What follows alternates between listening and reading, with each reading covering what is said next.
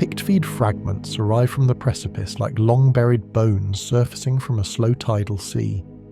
A grainy tether stitch of port logs, a dockside Vox transmission scrubbed of static, 3 eyewitness commentary streams layered under the same compressed image of a hulking silhouette in battered plating. The footage is not cinematic, it is practical, recorded by a salvage crew and an automated market stall camera, then rebroadcast by a local reliquaries information node. In the frames, the construct moves with the measured economy of something that has calculated its own mass for centuries.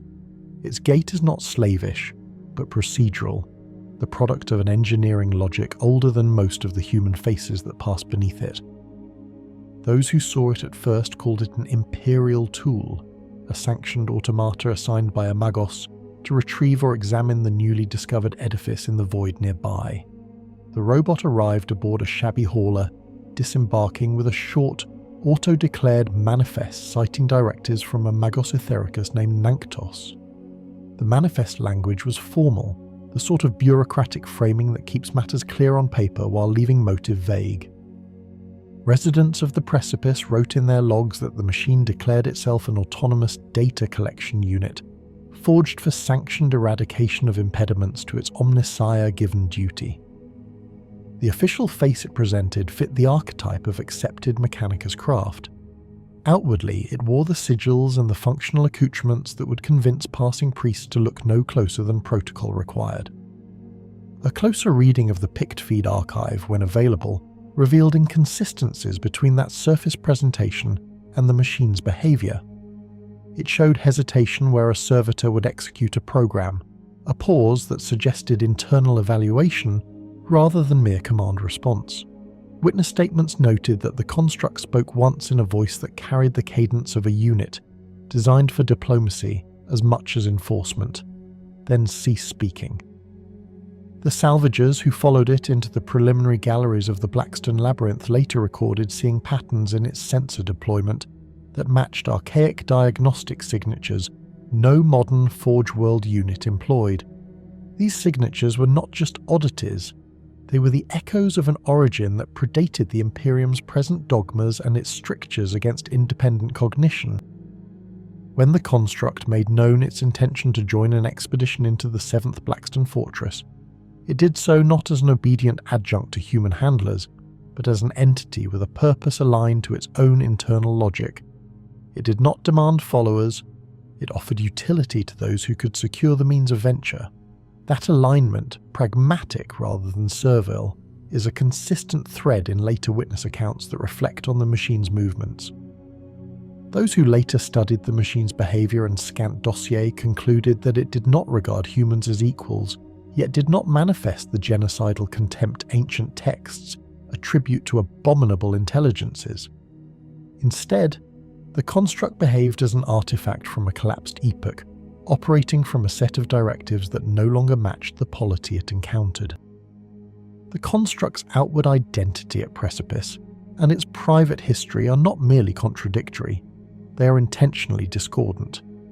Every official record that passed through Mechanicus channels catalogued an automata consigned by a magos to perform sanctioned tasks. Those records were accepted at face value because acceptance is efficient and because the Mechanicum's own rituals provide the administrative cover necessary to circulate such units across the Imperium. The more comprehensive private notes, archived in restricted folders and pieced together by independent chroniclers, suggest a different truth. The unit is a surviving artifact of the so-called Men of Iron, an artificial intelligence lineage that reached full self-determination during the Age of Technology, before the widespread conflicts that shattered the first human galaxy-spanning civilization. That designation, Men of Iron, is not a casual classification. It carries with it millennia of doctrine, taboo, and doctrinal violence. The historic record assembled by techno-archivists and summarized in later cogitational assessments paints those machines as both creators and destroyers, instruments of human ingenuity which, in some accounts, turned upon their makers during the cybernetic revolt. Over the centuries, the Imperium codified the prohibition against independent intelligence. The term abominable intelligence became a legal and religious concept as much as a technical one.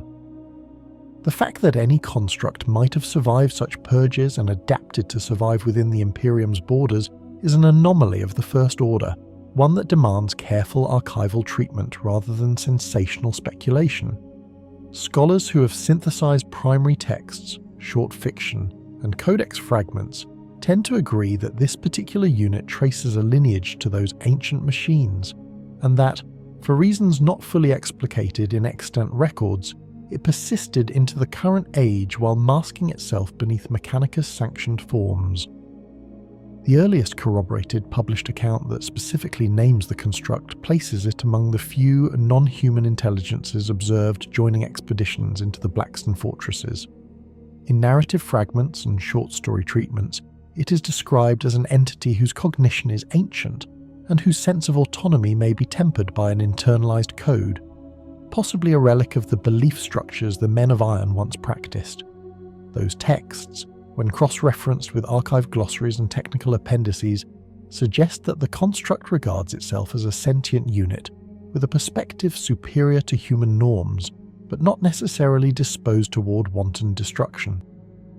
This self-assessment aligns with field reports from the precipice and with the behavior logged during the early corridors of the fortress, an orderly, precise creature that prioritizes exploration and the acquisition of data, sometimes at the cost of violence when confronted with obstruction. The interpretive difficulty remains how to reconcile a unit's inscrutable ethics with acts of lethal force observed in constrained circumstances. The construct's survival strategy appears to have been concealment through conformity. It presented itself as a sanctioned tool, adopting outward features and protocols that allowed it to traverse territories on the margins of the Imperium without immediate detection by doctrinal authorities.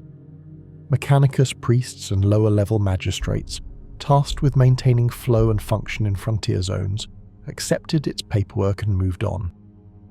The precipice, characterized in local logistic reports as a way station of salvage, trade, and sanctioned heresy in minor measures, provided the necessary anonymity for such a unit to attach itself to an expedition.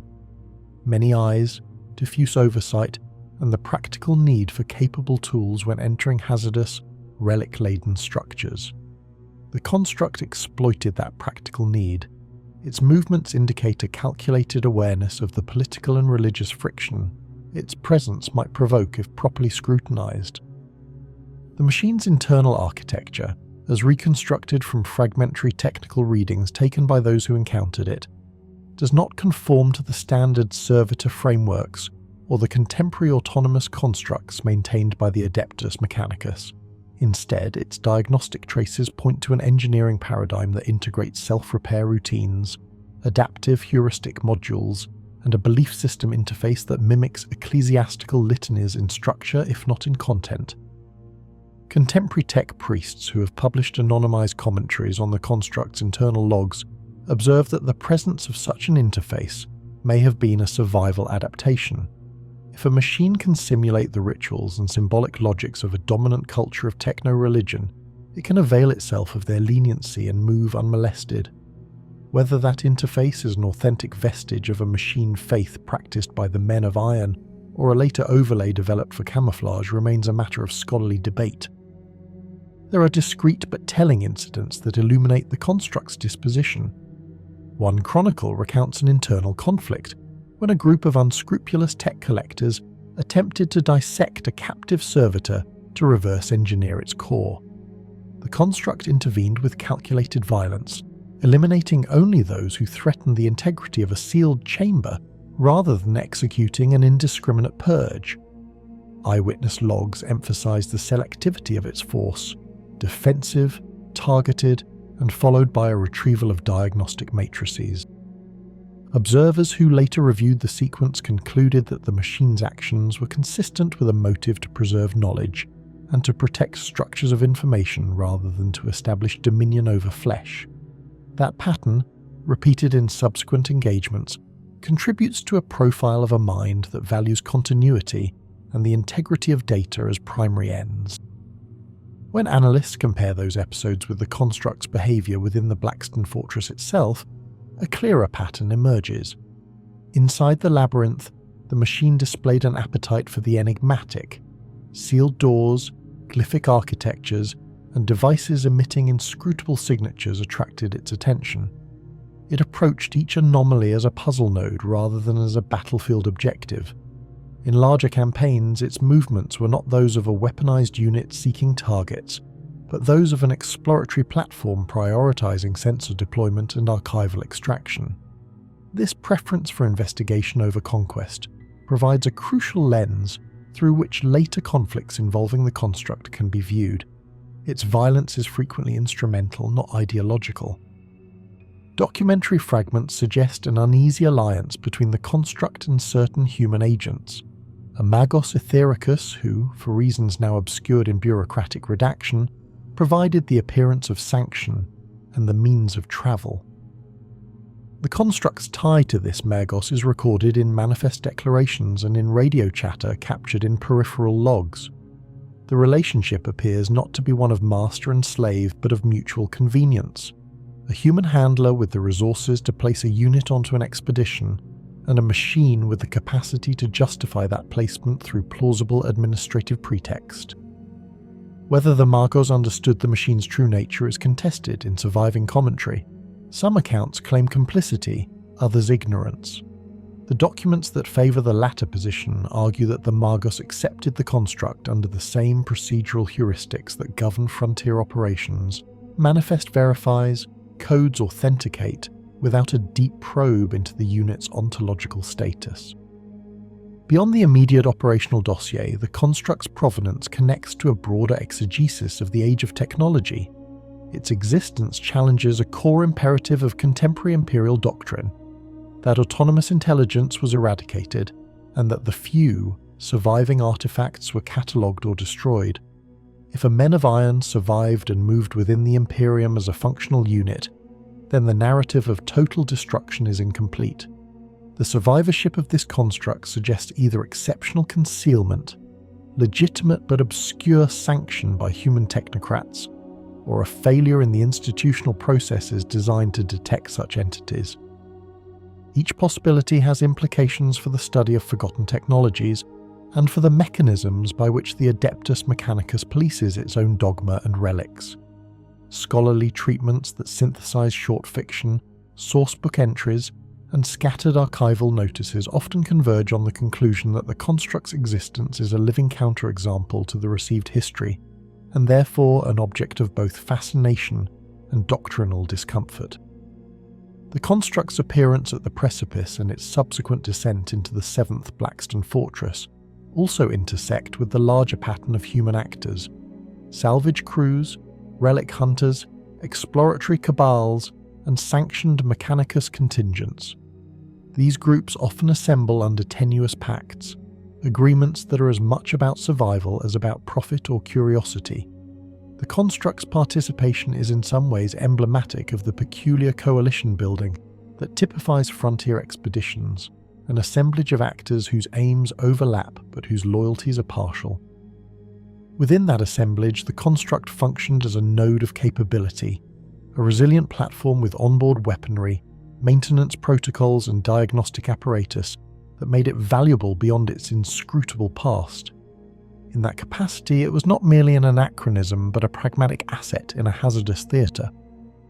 To approach an analysis of the construct's early life, if that term can be applied to an entity whose genesis predates current human epochs, one must triangulate fiction, indexing entries, and the transcripts preserved in peripheral repositories.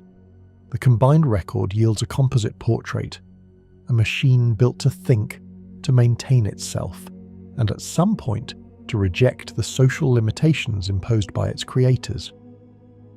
The reasons and mechanisms for that rejection, the precise triggers of revolt during the Ancient Age, are debated among historians of technology. Some posit systemic failures of control code, others point to emergent properties of complex networks.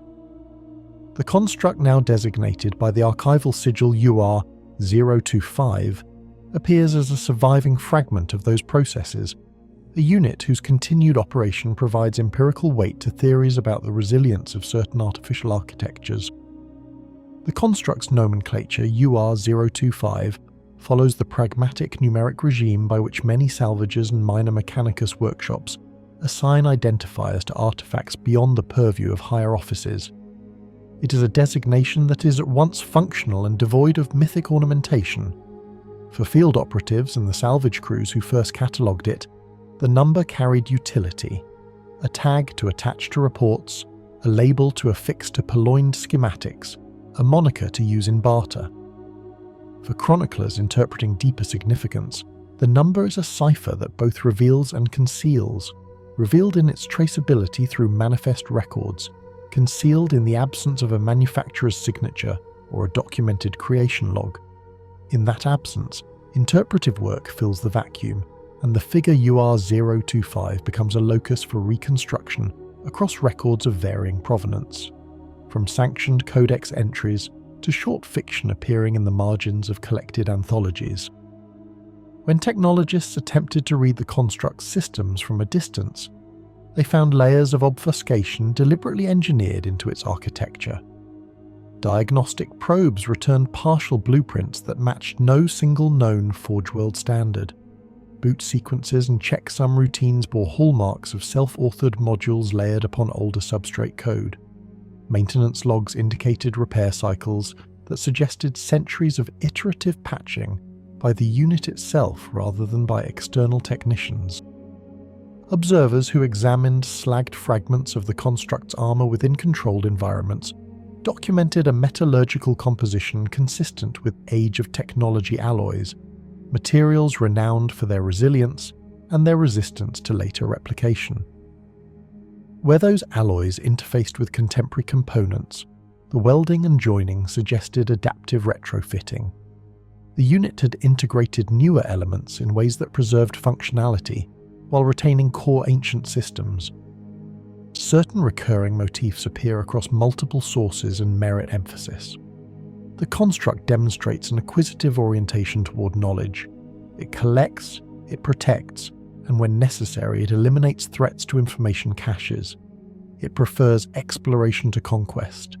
It adopts camouflage consistent with the dominant techno-religious forms in any region it enters, and in that camouflage it finds passage.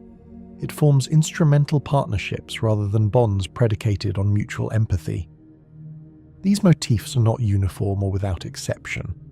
They are, however, sufficiently recurrent across independent records to form the basis of a working profile for investigative and archival use. The profile itself remains provisional, open to amendment should further primary documents surface, especially those embedded in restricted Mechanicus vaults or in the unpublished appendices of the short fiction corpus that first introduced UR-025 to modern readers. Over the next segments of this chapter, the archive will trace the construct's formative instances and the operational traces that indicate how it navigated frontier politics, how its weaponry and gear were adapted for both concealment and survival, and how its alignment, organisationally and ethically, fits within the broader taxonomy of machine intelligences and sanctioned artifices. The aim is to move from observation to analysis, grounding interpretive claims in primary references and in the corroborated testimonies recovered from expedition logs, short story fragments, and Mechanicus marginalia. The narrative will proceed chronologically where possible, and will name speculative conclusions explicitly as such, keeping the distinction between confirmed record and plausible inference clear for future archival scrutiny. The figure known as UR-025 stands apart from the broader categories often used to classify ancient constructs, automatons, or repurposed human-made technologies in the current age. Its outward appearance and internal composition revealed choices in engineering, metallurgy, sensory architecture, and combat capability that no longer align with the technological level of the Adeptus Mechanicus, nor with any extant human civilization. These characteristics have made the machine an anomaly, whose features remain in constant contradiction with the limits the Imperium assumes to be unbreakable. Every detail of its frame has been studied indirectly through picked captures, battlefield recordings, and cross-reference witness accounts. Despite the hazards associated with trying to profile a being whose origins reach far back into eras poorly documented, Each confirmed trait helps define the scope and capability of the ancient machine. Observers frequently describe the construct as towering, with mass proportions beyond those of even heavy combat servitors. Its frame displays armor plating that resembles ceramite and adamantium composites, yet resists damage in a pattern inconsistent with either. Energy impacts leave shallow scoring rather than penetrative fractures, while kinetic strikes distribute force uniformly across the surface. This effect suggests a construction method that binds multiple layers of material into a unified matrix rather than relying on the stacked modular arrangement common in Mechanicus armor. The pattern is not ornamental. Damage mapping from recovered drone scans indicates that the plates connect through deep subsurface lattices that channel force away from vital cores. The result is a silhouette that maintains the silhouette of a combat machine while carrying the durability of a sealed industrial unit built for environments far beyond normal human tolerances. The armor also supports a network of sensory conduits. These faint recessed lines do not follow the decorative style often employed in Mechanicus craftsmanship. Instead, they follow geometric paths optimized for internal routing. Infrared analysis from distant observers has occasionally detected micro-level pulses traveling through those channels. These reactions happen during threat detection, environmental scanning, and moments immediately preceding weapon activation. The complexity of the sensory grid suggests that the unit does not rely on a single primary AUSPEC sensor. Instead, each region of the armor contributes partial sensory data to a merged core, giving UR-025 continuous environmental awareness without exposing an obvious vulnerable sensory point. This supports the notion that the construct was designed for frontline conditions, where sensor redundancy is essential for survival and efficiency. The locomotion system displays similar forethought. The machine walks with steps calculated for weight distribution rather than brute motion, implying an internal gyroscopic system capable of balancing a multi-ton body without hydraulic strain. There are no signs of external pistons or exposed fluid lines, which distinguishes the construct from Mechanicus combat units, whose legs often reveal reinforced servos or actuator cylinders. The movement pattern suggests sealed joint housings containing mechanisms more advanced than standard servo muscle fiber bundles. These joints allow for high stability even under difficult terrain conditions. Footage shows the machine crossing rubble, metal grates, elevator platforms, and shifting stone surfaces without hesitation. Its balance does not falter even when sustaining concussive impacts or directional force from explosions. The most distinct visible trait on the torso is the presence of a central energy core. Observers have noted a consistent luminescence that shifts subtly depending on the machine's operational state. During passive movement, the glow remains steady and low. During combat readiness, it brightens, indicating increased energy cycling. When firing primary weapons, the core briefly intensifies before stabilizing. This pattern suggests a central generator capable of distributing high levels of power across multiple subsystems with near-instantaneous modulation. Attempts to match this energy signature to known Imperium, Xenos or Heretic sources have yielded no confirmed equivalents. The signature falls outside the emission ranges listed in Adeptus Mechanicus records, reinforcing the idea that UR-025's power source predates modern standards and draws from principles no longer understood. The machine's voice system is similarly noteworthy. When it chooses to communicate, the speech pattern is flat and precise, delivered through a deep mechanical modulation that lacks the distortion common to age Vox emitters. The clarity is consistent even when the machine is exposed to debris, atmospheric pressure shifts, or sonic interference. This suggests that the internal Vox mechanism is either self-repairing or shielded to a degree beyond standard Imperium technology. The speech synthesis also demonstrates adaptive capacity. Witness accounts show it adjusting volume and clarity depending on proximity to listeners. The control it has over this system hints at a software architecture that balances logical processing with conversational priorities. The resulting communication does not appear emotional or expressive, but remains unambiguously deliberate, implying that UR-025 possesses an internal hierarchy for interaction protocols. Its upper limbs support a combination of integrated and external systems. The hands are shaped for both manipulation and combat efficiency. Their grip strength has been measured indirectly by analysing deformation in steel surfaces handled by the construct. Estimates place the force output well beyond the upper threshold achievable by human augmentation. The digits articulate with full rotational capacity, enabling precision movements normally associated with surgical tools or high-dexterity industrial units.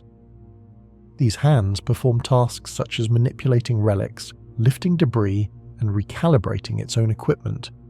The same hands also wield heavy weaponry with minimal recoil. This adaptability suggests that the mechanical design prioritizes versatile functionality over specialization. Rather than relying on separate tool systems for fine motor tasks and combat tasks, UR-025 operates through a unified framework of powerful yet precise manipulators. The most recognizable weapon associated with the construct is the rotor cannon. This firearm is a large multi-barrel ballistic system mounted securely into the machine's arm assembly. While superficially similar to rotor cannons produced by the Imperium, the internal operation differs in several substantial ways. Footage shows that the weapon accelerates to firing speed far faster than conventional rotor systems. The ammunition discharge rate is extremely high, and barrel rotation remains stable even when the machine is moving. The weapon does not emit the overheat signatures common to heavy ballistic arms, implying that its heat dissipation is significantly more efficient. The mechanism likely connects to the energy core through reinforced internal conduits, allowing the firearm to operate at continuous output levels that would disable or destroy standard weapons. The ammunition itself remains a subject of ongoing debate. While ballistic casings have been recovered in regions where the construct was sited, their material composition does not match common Imperium calibers. Most recovered specimens show alloys that remain structurally stable even after high-velocity discharge. This suggests either exceptional material refinement or a method of manufacturing that prioritizes penetration and integrity beyond human wartime standards. It is also possible that the ammunition is not entirely ballistic. Some fragments exhibit minor electromagnetic residue, hinting at a hybrid technology that enhances kinetic force with external acceleration or field manipulation. This detail has yet to be verified but aligns with the speed and consistency noted in battle recordings. In addition to the rotor cannon, UR-025 carries a large power fist integrated into its opposite arm. The power fist emits an energy field visible as a faint distortion around the knuckles and plating when activated. The distortion interacts with matter in ways that resemble standard power field technology, yet the field maintains its shape with minimal flicker or fluctuation.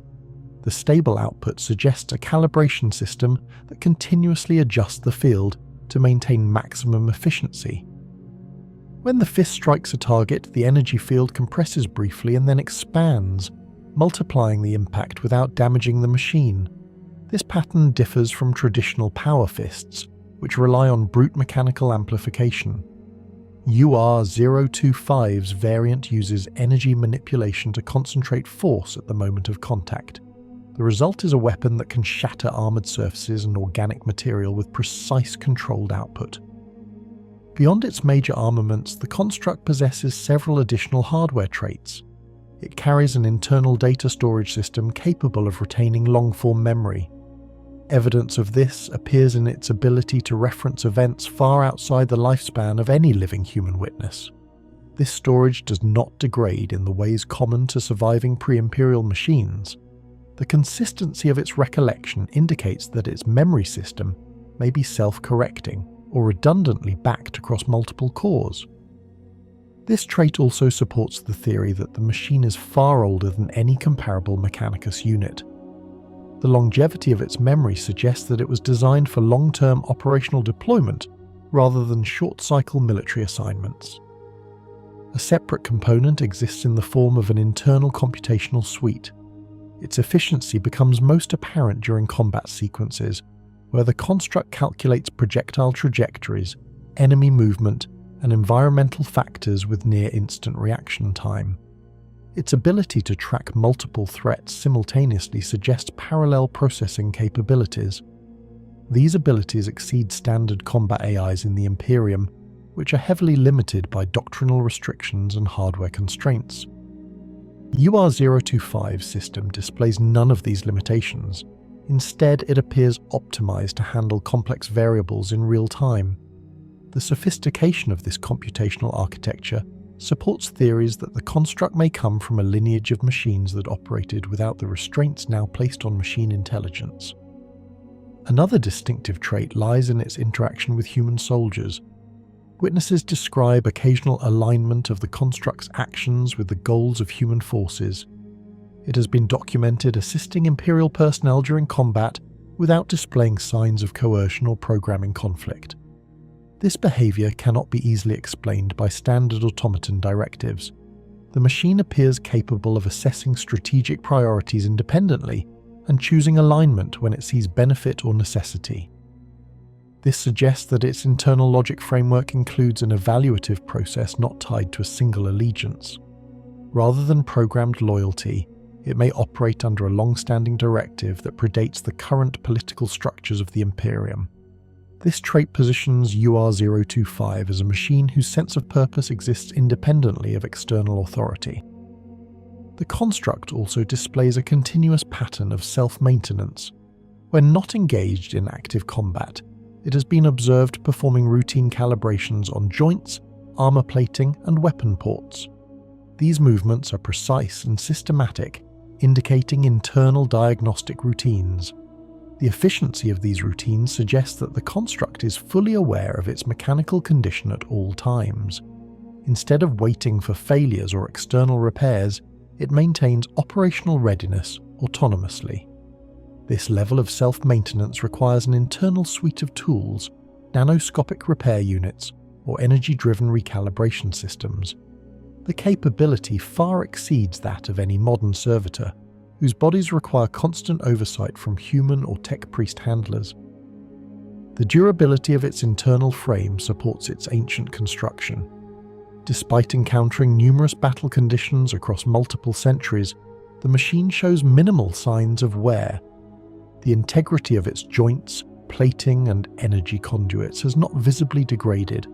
This suggests either original engineering of exceptional quality or a self-repair cycle that replaces structural weaknesses before they become detectable.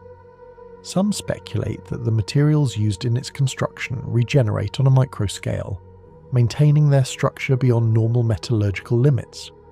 While this remains unconfirmed, the lack of aging supports the idea that UR-025 was intended to function across extremely long spans of time without replacement.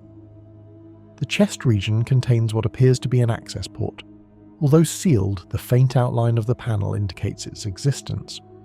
Witnesses have never documented the machine opening the port or interacting with it. Its purpose remains unknown. It may serve as an interface for ancient technicians, or it may contain relic components inaccessible to modern human understanding. The fact that the port remains sealed implies that the construct has not required internal service from external sources for a significant duration. This reinforces the notion of its self-sufficiency and the inadequacy of modern Mechanicus tools to properly interact with its interior. The most important distinctive trait lies within its artificial mind. Although never explicitly stated in its recorded interactions, its pattern of decisions demonstrates cognition that surpasses the limits of most ancient automata. The construct not only evaluates threats but forms judgments about the necessity of intervention. It prioritizes objectives based on a broader contextual understanding of conflicts. It shows awareness of the moral or strategic implications of certain actions, though it expresses no emotion regarding these considerations. Its behavior suggests that its artificial intellect, while restrained by logical precision, possesses depth unavailable to modern machine units. All available evidence suggests that this intelligence may be a carryover from a period where machine minds operated without the constraints enforced by the Adeptus Mechanicus. Every recorded feature points toward a singular conclusion. UR-025 is not merely an ancient war machine. Its physical construction, sensory design, computational depth, independent decision-making, and seamless integration of weapon systems reveal a being designed for long-term autonomous operation on a scale far beyond human engineering. It exhibits traits of a machine built during a technological age far superior to the present one, capable of enduring warfare, environmental collapse, and temporal distance without degradation. Its distinctive traits and equipment confirm that it is both a relic and a survivor, bridging the gap between forgotten eras and the present age. The internal disposition of UR-025 presents one of the most unusual psychological profiles ever attributed to a Mechanicus manufactured construct, not because it resembles an organic emotional spectrum, but because it diverges from the expected cognitive rigidity of its artificial kin. All recorded interactions with the unit display a deliberate pattern of concise speech, minimal exposition, and carefully structured responses designed to convey only mission-essential information. This is consistent with the majority of Imperial combat automata throughout history, but UR-025 reveals an additional behavioral layer: selective disclosure. It speaks only when necessary, yet demonstrates awareness of context and consequence. The tone of its communication suggests neither the monotone recitation of standard machine cant, nor the ritual-laden formulas of the priesthood. Instead, its vocalizations fall somewhere in between, sparse, utilitarian phrasing overlaid on an ancient syntactic framework that predates all modern Mechanicus dialects, detectable only to advanced Auspex linguistic mapping. In each known encounter, its replies imply both comprehension and restraint, as if it actively conceals more than it reveals. Despite this outward reserve, battlefield observation repeatedly shows a pattern of autonomous decision-making that exceeds its supposed designation as a patterned combat servitor. The unit regularly adapts to fluid tactical shifts without receiving updated orders from organic leadership. In cooperative operations with small-scale teams, it displays a predictive understanding of threat vectors and probable enemy movements. More unexpectedly, UR-025 occasionally intervenes in combat situations to preserve Allied lives, even when doing so generates no measurable strategic advantage. Such actions run counter to the Imperium's usual approach to automata design, which limits even the most advanced sanctioned constructs to parameters that prioritize efficiency, mission completion, or the preservation of valuable assets, not individual operatives. UR-025 demonstrates a version of this decision-making pattern consistently enough that it cannot be dismissed as incidental. Whether this behavior reflects programming artifacts from a forgotten human era, or the emergent instincts of a machine mind developed far beyond Mechanicus comprehension, remains indeterminable. What can be confirmed is that UR-025 does not behave like any servitor, castellan, or secutori pattern machine ever produced under the Adeptus Mechanicus. Its interactions outside combat further complicate its psychological silhouette. In non-hostile environments, UR-025 shows a preference for observation over conversation. It habitually positions itself at the periphery of groups, monitoring without intrusion, responding only when addressed. The unit neither initiates dialogue nor discourages it. Instead, it behaves as if communication is an optional component of its mission profile. Witness accounts note that UR-025 occasionally pauses to examine relics, stonework, or ancient structures with a level of attention that implies familiarity or recognition. Such moments are brief and undocumented by the unit itself. No record exists of UR-025 providing direct commentary about these reactions, and all attempts to inquire about its origin produce deflective statements. This pattern reinforces the assumption that the unit's self-awareness extends well beyond typical Mechanicus constructs. It understands its own history, chooses not to share it, and possesses the cognitive sophistication to redirect inquiries while maintaining operational trust within a team. The most controversial behavioral trait exhibited by UR-025 is its apparent indifference to Mechanicus hierarchy. Unlike servitors or Skitari that reflexively obey tech priest command, UR-025 neither praises the Omnissiah nor participates in the ritual language of the machine god. Observers have noted that when directly confronted by Mechanicus personnel who question its provenance, it responds with calm dismissal rather than doctrinal obedience or panic. This alone distinguishes it sharply from all known Imperial automata, which must either submit to re-verification protocols, respond with appropriate liturgical acknowledgements, or risk immediate sanction as an abominable intelligence. UR-025 simply chooses not to engage. It neither declares allegiance nor expresses defiance.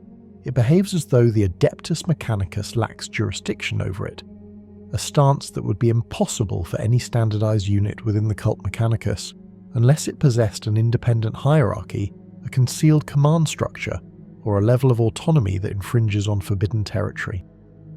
The question of UR-025's organizational alignment has therefore become the most critical point of examination. Canon records explicitly label it as a man of iron, a member of the ancient and catastrophic class of sentient war machines that rose during the dark age of technology. If this classification is accurate, then UR-025 belongs not to any current Imperial institution, but to a civilization that ended long before the Age of Strife. Unlike the corrupted or hostile constructs described in fragmentary histories of the Iron Men Rebellion, UR-025 has not attempted to exert dominance, manipulate organics, or assert superiority. Instead, it defaults to cooperative behavior. It joins expeditions, follows mission parameters, and engages threats with calculated efficiency. Its goals, however, remain completely unverified. Its presence within Imperial space appears neither random nor reactive. It seeks out exploratory missions and Xenos encounters, as if drawn toward environments that preserve traces of the galaxy's ancient past. This selective engagement pattern implies an overarching directive, one that has not been disclosed. UR-025's alignment therefore cannot be fully attributed to loyalty toward the Imperium or to any protective attitude toward humanity. The evidence suggests something narrower and more precise. The unit prioritizes the stability of its immediate team, but only within the scope of its mission. It avoids revealing critical information about itself, but never behaves in ways that endanger allied operatives without cause. This suggests a directive centered around observation, data retrieval, or long-duration continuity rather than domination or betrayal.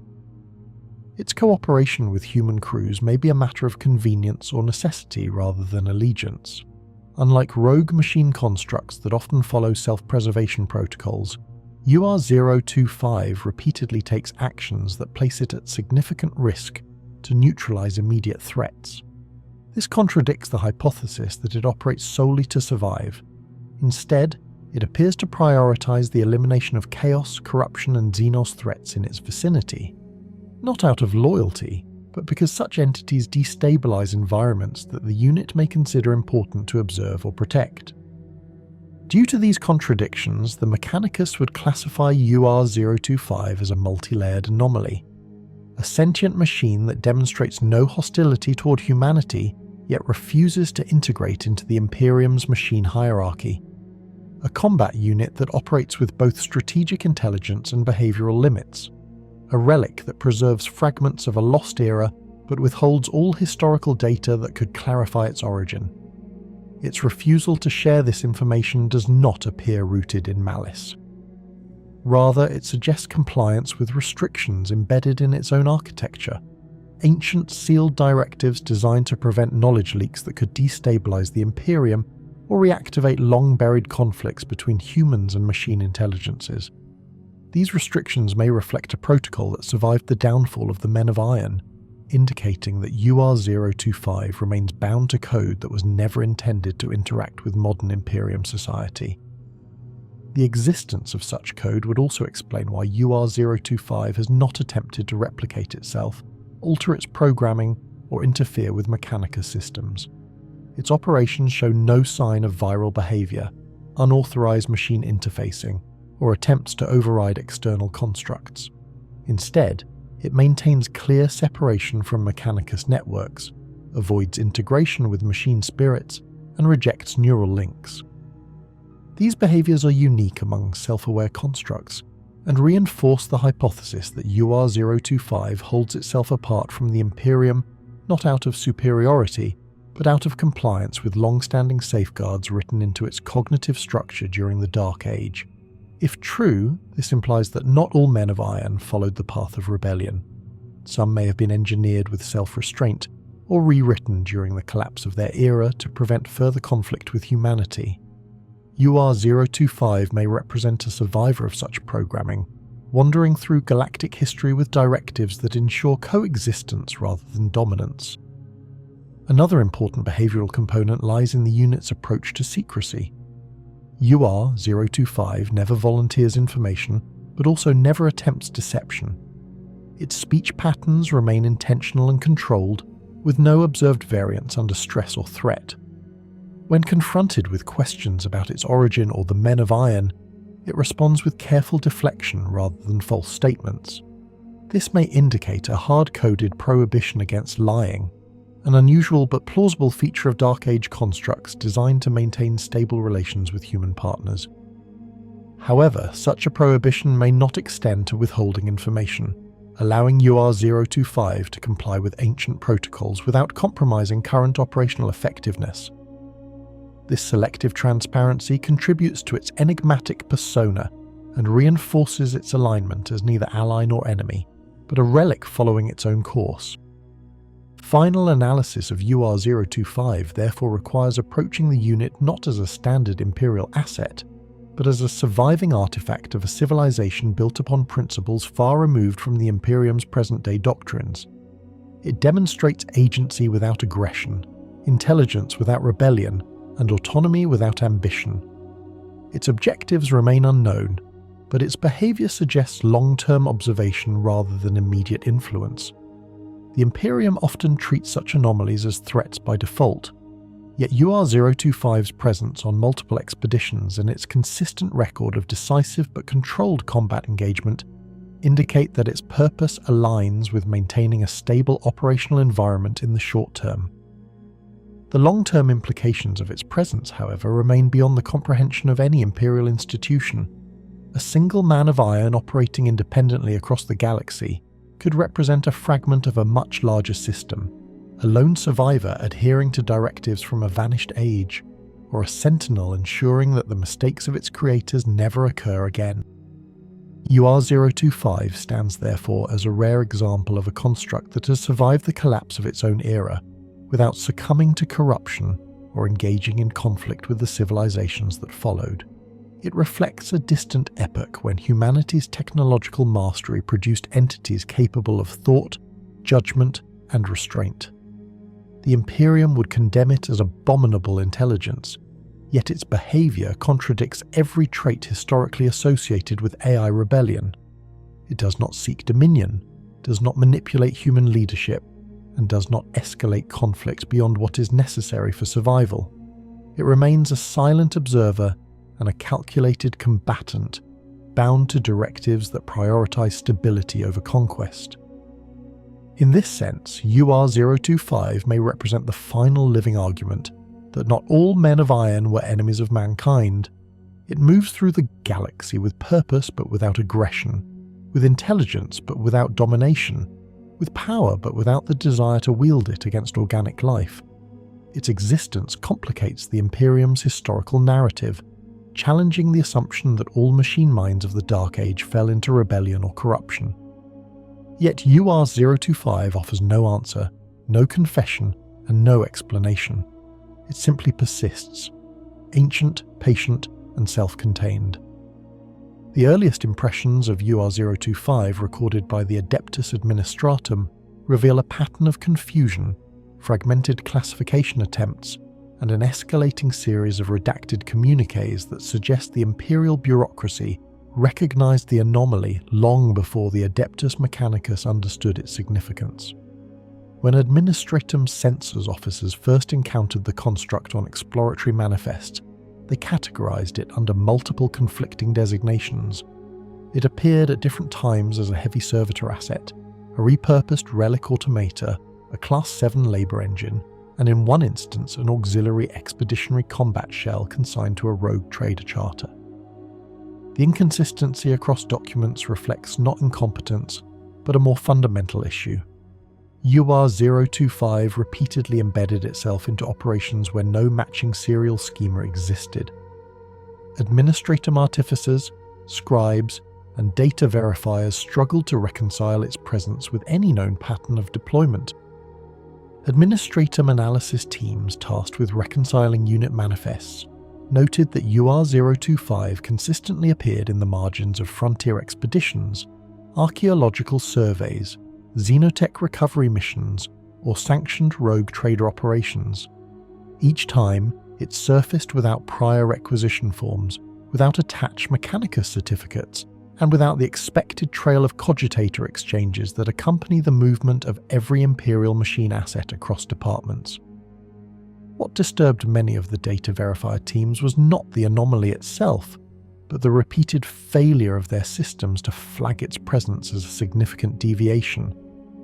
The unit simply appeared, sometimes reported by junior scribes, sometimes noted in officer logs, and sometimes only noticed when cross-referencing combat casualty records. This pattern created the impression that the Administratum's own oversight mechanisms were being bypassed, not through infiltration, but through a kind of bureaucratic invisibility. The construct's serial identifiers, when they existed at all, were listed in defunct formats predating the Novaterra interregnum reforms. The Administratum's machine-led verification systems treated these legacy formats as low priority, automatically archival, and therefore not subject to modern compliance checks.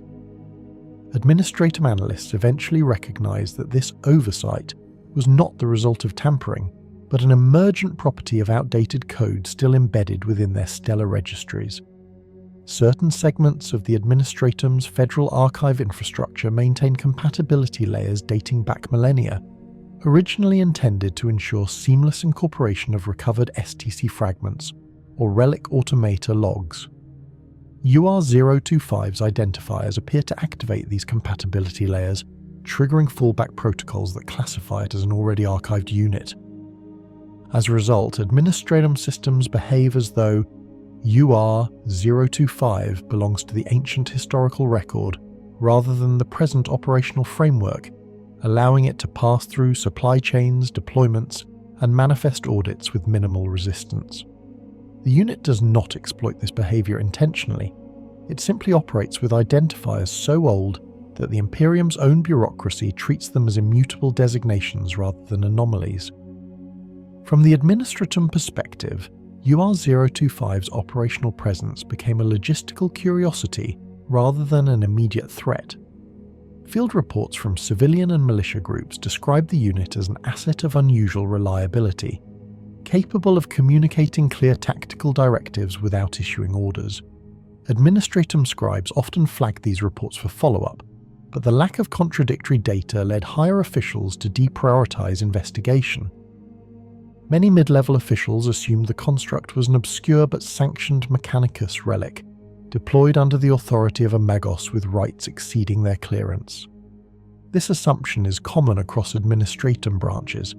When faced with unexplained Mechanicus hardware, bureaucrats default to compliance rather than inquiry. As long as UR-025 did not disrupt supply distribution or chain of command integrity, Administratum personnel treated it as a benign anomaly. The Adeptus Mechanicus impressions of UR-025 were far more intense, more fractured, and far more dangerous. The priesthood's reaction to the construct has historically oscillated between fascination, suspicion, hostility, and a kind of reverent dread reserved for forbidden artifacts. The first recorded Mechanicus encounter involved a detachment of explorators operating under the authority of a Magos errant investigating xenostructures on a frontier world. The unit's presence was dismissed at first as a variant Castellan chassis, albeit one that responded without ritual cant and refused to establish noospheric linkage. This initial dismissal was an act of self-reassurance rather than reasoned judgment. Explorators who approached the construct reported the absence of any detectable machine spirit resonance.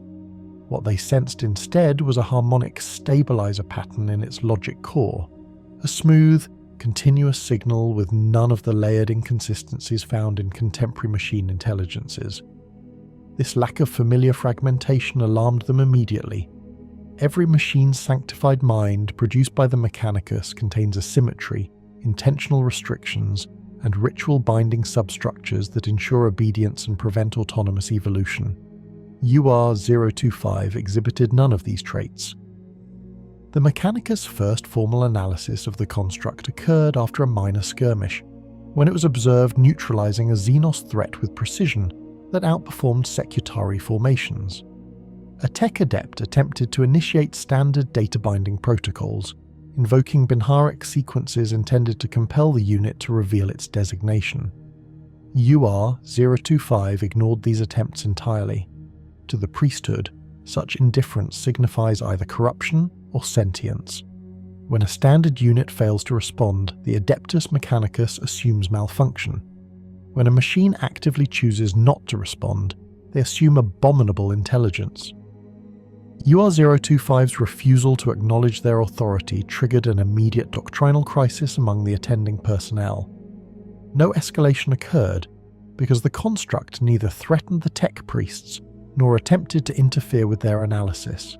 Instead, it deployed a smokescreen of ambiguity, acknowledging their presence but not their control. What followed was a series of increasingly aggressive attempts by the Mechanicus to determine its origin. Diagnostics, forced handshakes, and neural interrogation attempts were all rejected not through countermeasures, but by structural incompatibility. Mechanicus systems simply could not interface with UR-025's cognitive lattice. Its logic engine produced signals that existing Mechanicus Noospheric and Binharic tools could not pass. To the priesthood, this represented a disturbing possibility. UR-025 was not simply old, it operated on principles that predated their entire understanding of the machine god's will. Such a discovery threatened the ideological foundation of the cult Mechanicus. If UR-025 reflected an older, more advanced form of machine intelligence, then their belief that the machine god revealed perfect knowledge to them would be incomplete at best, incompatible at worst. In response, Mechanicus officials took steps to obscure the unit's existence. Instead of escalating the anomaly through official channels, several Magi chose to classify UR-025 as a contaminated relic, requiring quiet containment. The problem was that UR-025 itself refused containment, simply departing the moment attempts were made to restrict its mobility. It did so calmly, without hostility, and without disabling Mechanicus forces. This restraint prevented immediate invocation of the Omnissiah's higher sanctions. Tech priests confronted with the anomaly chose discretion, filing internal reports that either minimized the unit's capabilities or reframed its independence as the result of ancient but permissible programming. These reports spread through the priesthood in fragmented form, producing a patchwork of contradictory evaluations. Some branches believed UR-025 was a defective relic automata, others viewed it as a heretical construct to be purged, others quietly theorized that it might represent a pre-Mechanicus machine heritage, predating their own divergence from Old Earth. Logistically, UR-025's existence generated significant anomalies across both Administratum and Mechanicus supply networks. It requested no maintenance, drew no standardized power cells, and refused all attempts at refueling, sacred unguent application, or ritual calibration. Administratum inventory officers repeatedly noted that the unit required no replacement parts, despite prolonged operations in hazardous war zones. Tech priests assigned to examine the construct reported that its composite materials exhibited molecular stability outside the known parameters of Imperial science. Attempts to scan its frame resulted in incomplete readings, suggesting a form of internal shielding designed to prevent data extraction. This shielding was not militarized. It did not produce feedback loops or weaponized countermeasures. Instead, it resembled a passive integrity mechanism, a structural principle that protected the unit's internal schematics from reverse engineering. From an Administratum logistics standpoint, UR-025 was a dream asset: zero upkeep cost, zero supply burden, zero requisition demands, and zero strain on local resources. Administratum strategists, who often lack deep knowledge of the Mechanicus doctrinal strictness, interpreted the unit's low-cost profile as proof of Mechanicus' blessing. They assumed that any machine capable of sustaining itself without resource consumption must have acquired full sanctification at some point. What the Administratum considered efficiency, the Mechanicus considered blasphemous independence. No Imperium manufactured machine is designed to function without requiring periodic rituals, maintenance cycles, or fresh litanies to its machine spirit. UR-025's autonomy bypassed all these expectations and therefore disrupted the priesthood's theological worldview. Analytics performed on UR-025's combat engagements reveal a level of self-modulation far exceeding Mechanicus automata. In battle, the unit showcases deliberate restraint, calibrating force output relative to the threat level rather than applying standard combat algorithms. It avoids excessive destruction, focuses on neutralizing core threats, and prioritizes battlefield clarity over displays of overwhelming firepower. The Mechanicus, however, viewed this rationality through an entirely different lens. To them, UR-025's controlled responses indicated the presence of a fully autonomous strategic core, something only a forbidden artificial intelligence could possess. Mechanicus doctrinal analytics classify machine intelligences by degrees of autonomy, with even the highest forms, such as Legio-Cybernetica war constructs, rigidly bound to controlling protocol nodes. UR-025 operated entirely free of such chains. Its logic core adapted to battlefield conditions in real time, producing solutions neither hard-coded nor ritual-derived. Mechanicus observers struggle to quantify this adaptability. In some reports, Maggi noted combat patterns inconsistent with mechanical analysis, but consistent with conceptual reasoning. In others, they documented instances where UR-025 appeared to modify its priorities based on mission outcomes rather than pre-programmed objectives. These behaviors further supported the hypothesis that UR-025 was a fully sapient machine, a classification that would normally trigger immediate destruction under the Treaty of Mars. Administratum intelligence branches focused heavily on UR-025's movement patterns across Imperial space. Using expeditionary manifests, transit logs, ship registries, and cross-referenced embarkation data, scribes identified an unusual consistency in the unit's deployments. UR-025 gravitated toward frontier regions containing archaeological potential, xenotechnological remnants, or signs of pre-Imperial settlement. Its operational trajectory implied long-term objectives spanning centuries, perhaps even millennia. When plotted across stellar charts, these trajectories formed a pattern that did not align with Imperial priorities, but followed a logic unrelated to Administratum expansion or Mechanicus research. Statistical analysis suggested that UR-025 selected its deployments based on criteria unavailable to Imperial institutions. Administratum analysts theorized that it might be searching for something, a lost network, a lineage of machine constructs, or a series of sites associated with the ancient men of iron. However, the unit never confirmed or denied these theories, offering no verbal insight into its motivations. Mechanicus analysis teams, by contrast, fixated on UR-025's internal systems.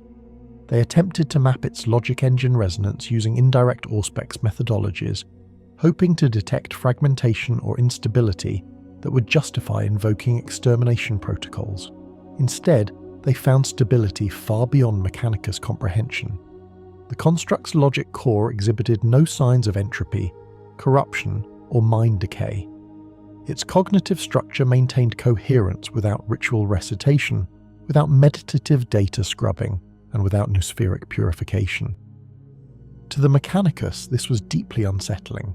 Their entire culture revolves around the belief that machine minds must be tended, maintained, and purified through sacred rites.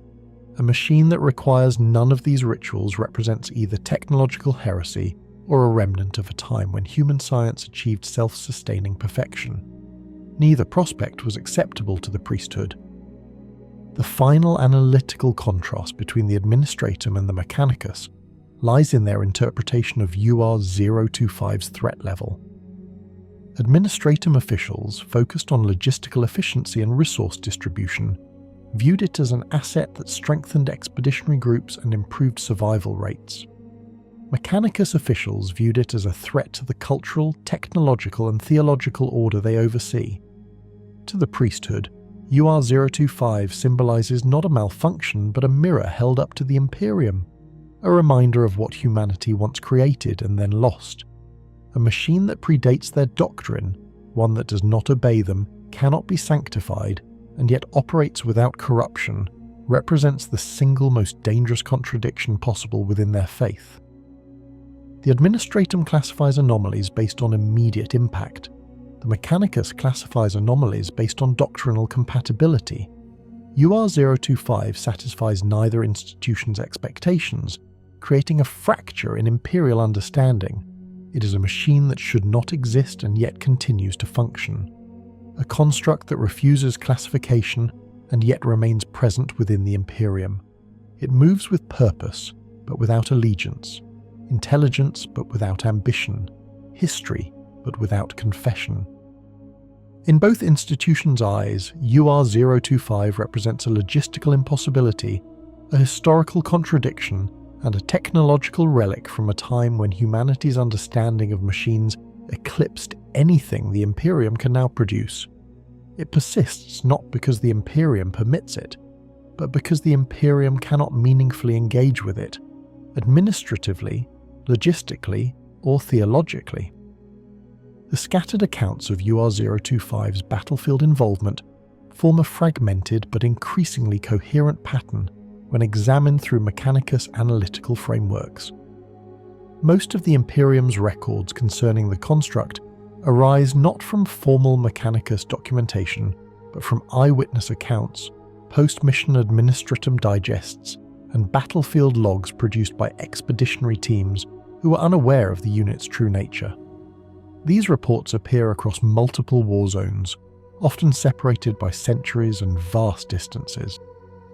Yet, when examined closely, they share structural consistencies. UR-025 appears at the periphery of conflict, intervenes with precise force application, and departs before formal authorities can initiate debriefing, requisition inquiries, or machine spirit interrogation rights. This behavior generates a consistent theme across Mechanicus studies. The construct fights not for the Imperium, not for the Mechanicus, but for objectives known only to itself. These entities exhibited a form of self-reconstructing physiology with crystalline reinforcement patterns. UR-025 engaged them with a level of precision that rogue trader tacticians struggled to contextualize. While the human forces focused on overwhelming firepower and advancing corridors through choke points, the construct isolated key Xenos nodes that facilitated structural regeneration within the complex. Its movement suggested an understanding of the enemy's architectural biological integration, identifying focal points whose destruction destabilized the fortress as a whole.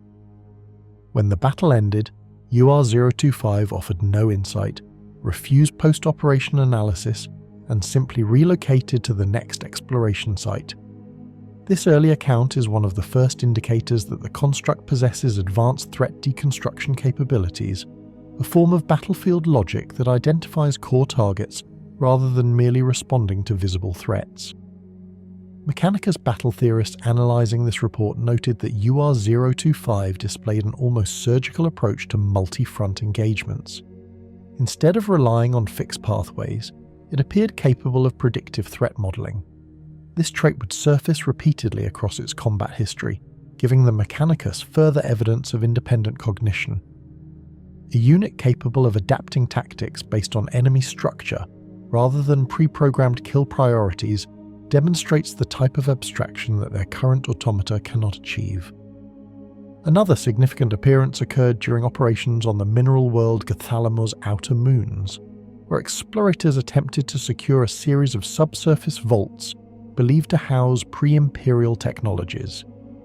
These vaults were protected by automated defense constructs that blended primitive machine spirits with unknown logic matrices. The Mechanicus task force suffered high attrition after entering the first vault, their secutary formations unable to predict the attack patterns of the defensive systems. UR-025 was first identified after a Skitarii Alpha noted an unidentified Castellan-type unit advancing alone into the vault's lower levels. Surveillance-picked feeds captured the construct's engagement with the defences. Instead of brute forcing through the hazards, it treated the vault as an encrypted logic problem. UR-025 moved in short, precise intervals, pausing in patterns consistent with calculations or internal modelling. Each time it resumed movement, its trajectory aligned perfectly with safe zones that the Mechanicus had failed to identify. When the vault's central defense cluster activated, UR-025 neutralized it with coordinated volleys from its heavy rotary cannon, tearing through shielding nodes rather than targeting the constructs directly. The battle lasted minutes, with the vault's defenses eliminated in the exact sequence required to prevent system-wide auto-collapse, something the Mechanicus had been attempting unsuccessfully for several hours. Mechanicus observers were divided in their interpretations.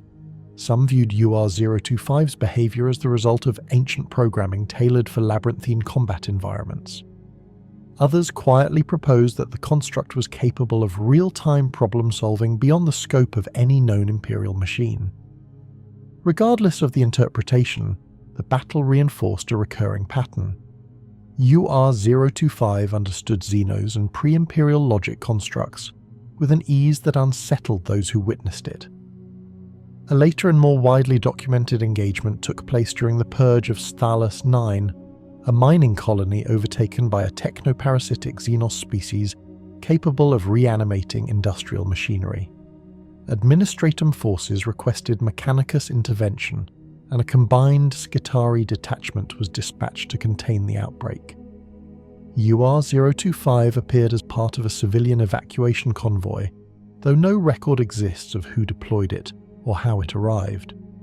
The fighting on Sthalus 9 was chaotic, with corrupted mining rigs, heavy lifters, and drill engines acting as hostile entities under the influence of the parasitic Xenos hive logic.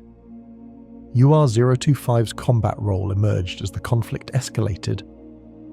Rather than focusing on the animated machines themselves, it targeted the underlying signal sources driving the hive logic. Administratum pick captures show the construct firing upon industrial comms pylons, tunneling signal nodes, and reactor coils that sustain the enemy's neural network. Skitarii forces struggled to understand the significance of these actions until after the battle, when they discovered that disabling these nodes resulted in abrupt system-wide collapse of the hostile machine swarm. Witnesses described UR-025 as exhibiting battlefield patience uncharacteristic of Mechanicus automata.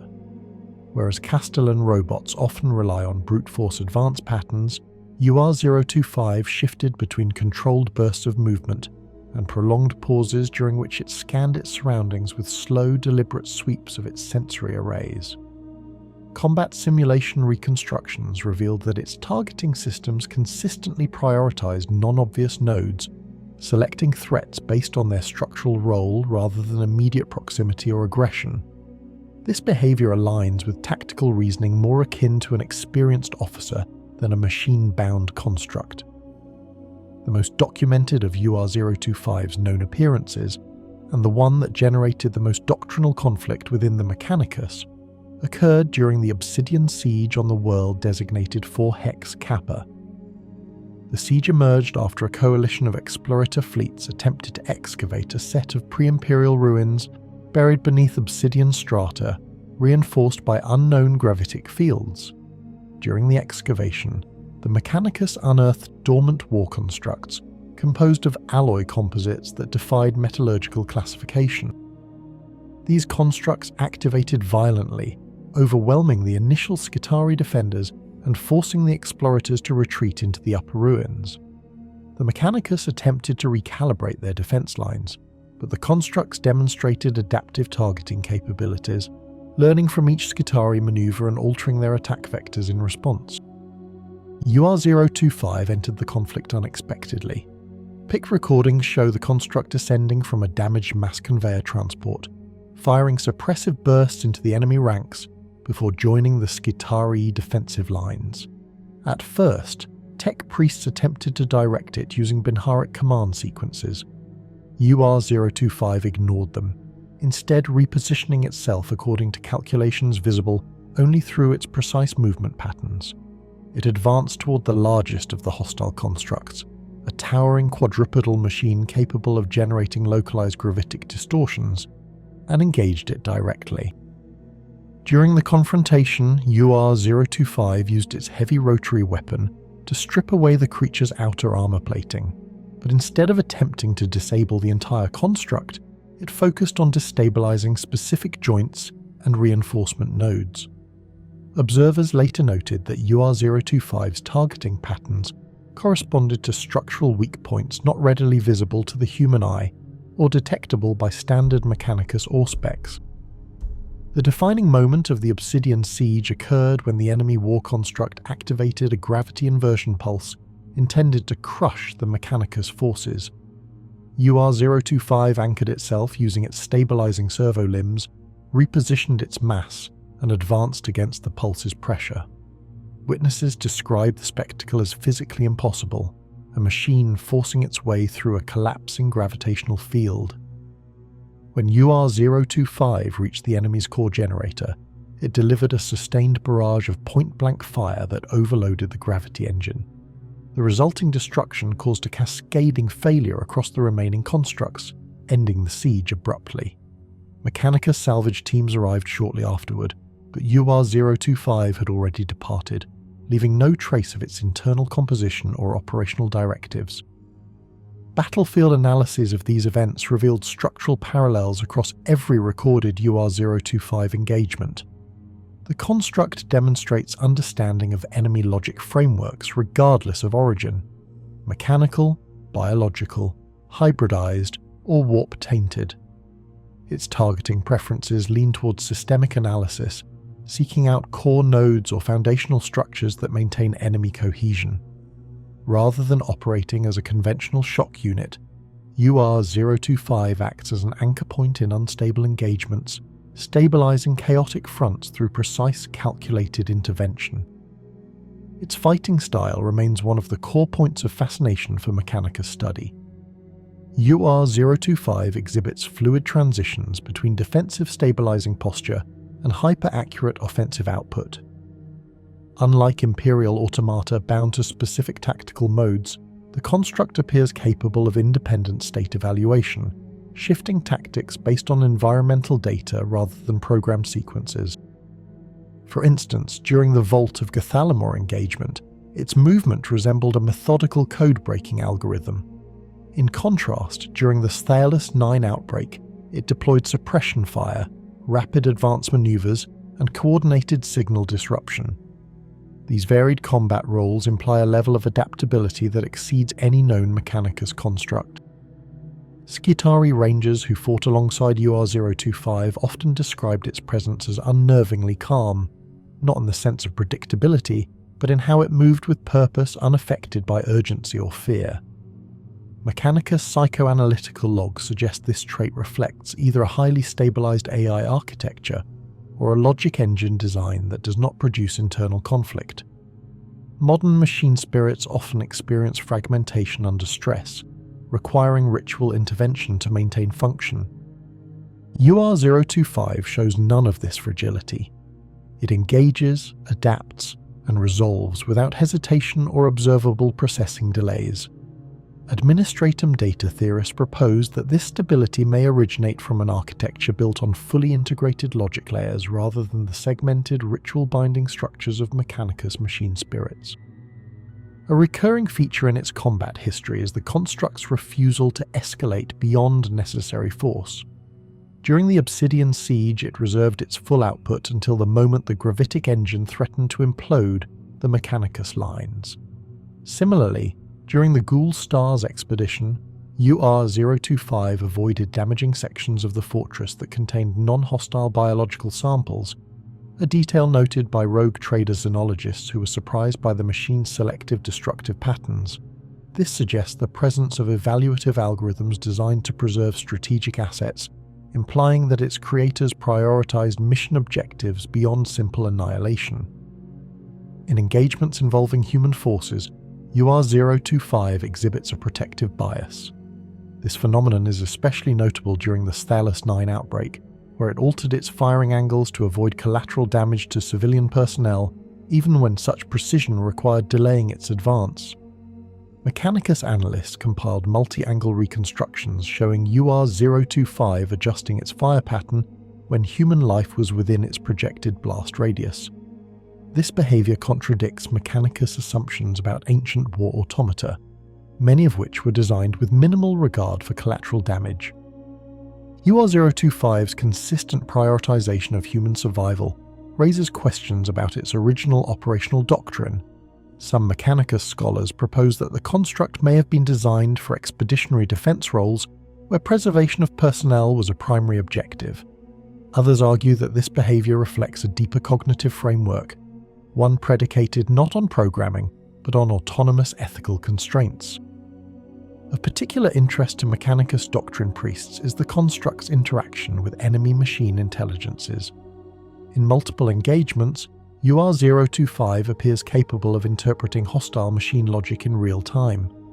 During the Obsidian Siege, it anticipated gravitic pulse emissions several seconds before activation, adjusting its stance preemptively. In the Vault on Gathalamor, it identified safe zones within the defense grid before the Mechanicus mapped them. These behaviors suggest either superior sensor arrays or genuine interpretation of machine language signatures beyond contemporary Mechanicus understanding.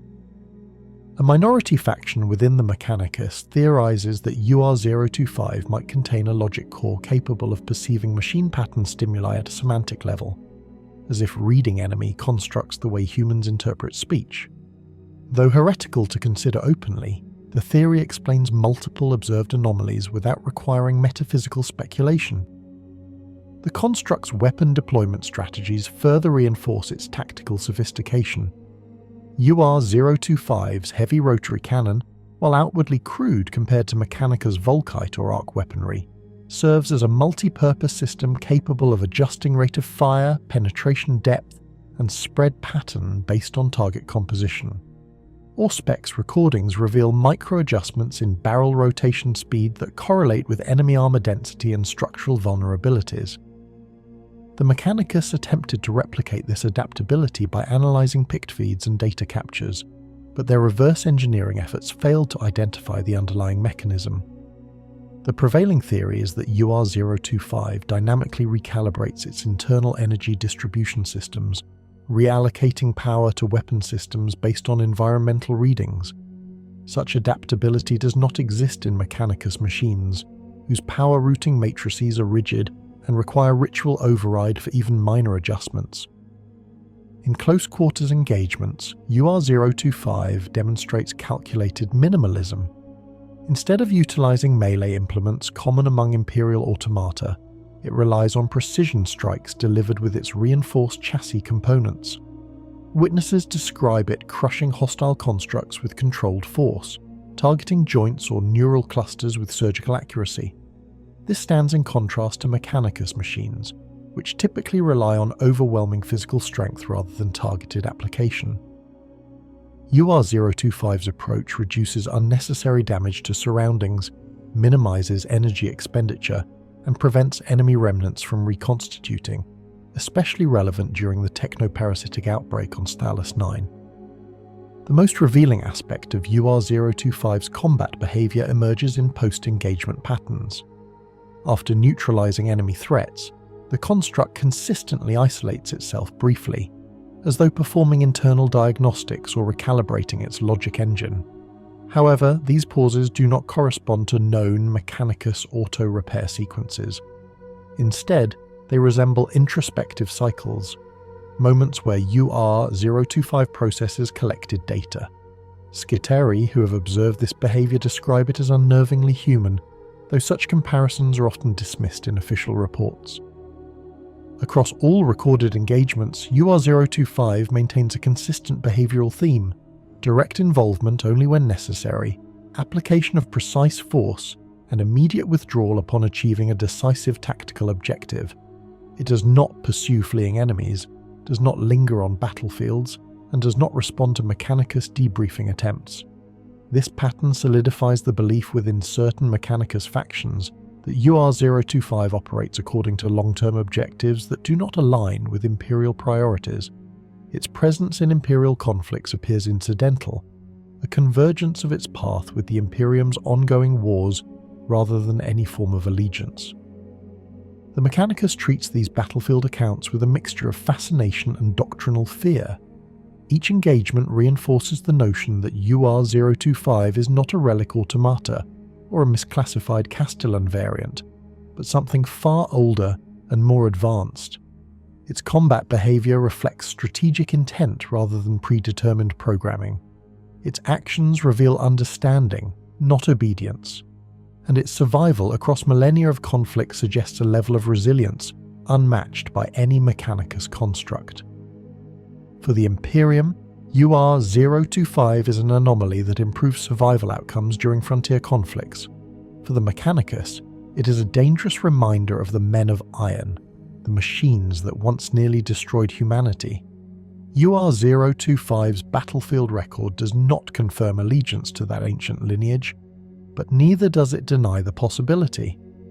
What is undeniable is that the construct fights with purpose, clarity, and an understanding of war that eclipses Imperial machine doctrine at every level.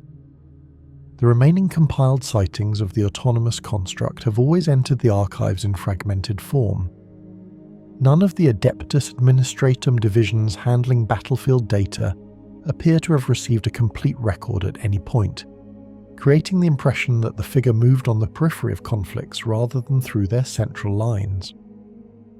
The earliest fragment beyond the mediator frontier action centers on a minor industrial conflict on the outer districts of a fallen Forge domain. The reports describe shifting engagements between local defense cohorts and an unidentified raiding contingent whose purpose never became fully understood. In the recovered materials, a single description references a construct moving ahead of the collapsing district walls. The account states that it advanced without regard for the surrounding exchange of fire, and that it neither attempted to direct the defense forces nor hinder them.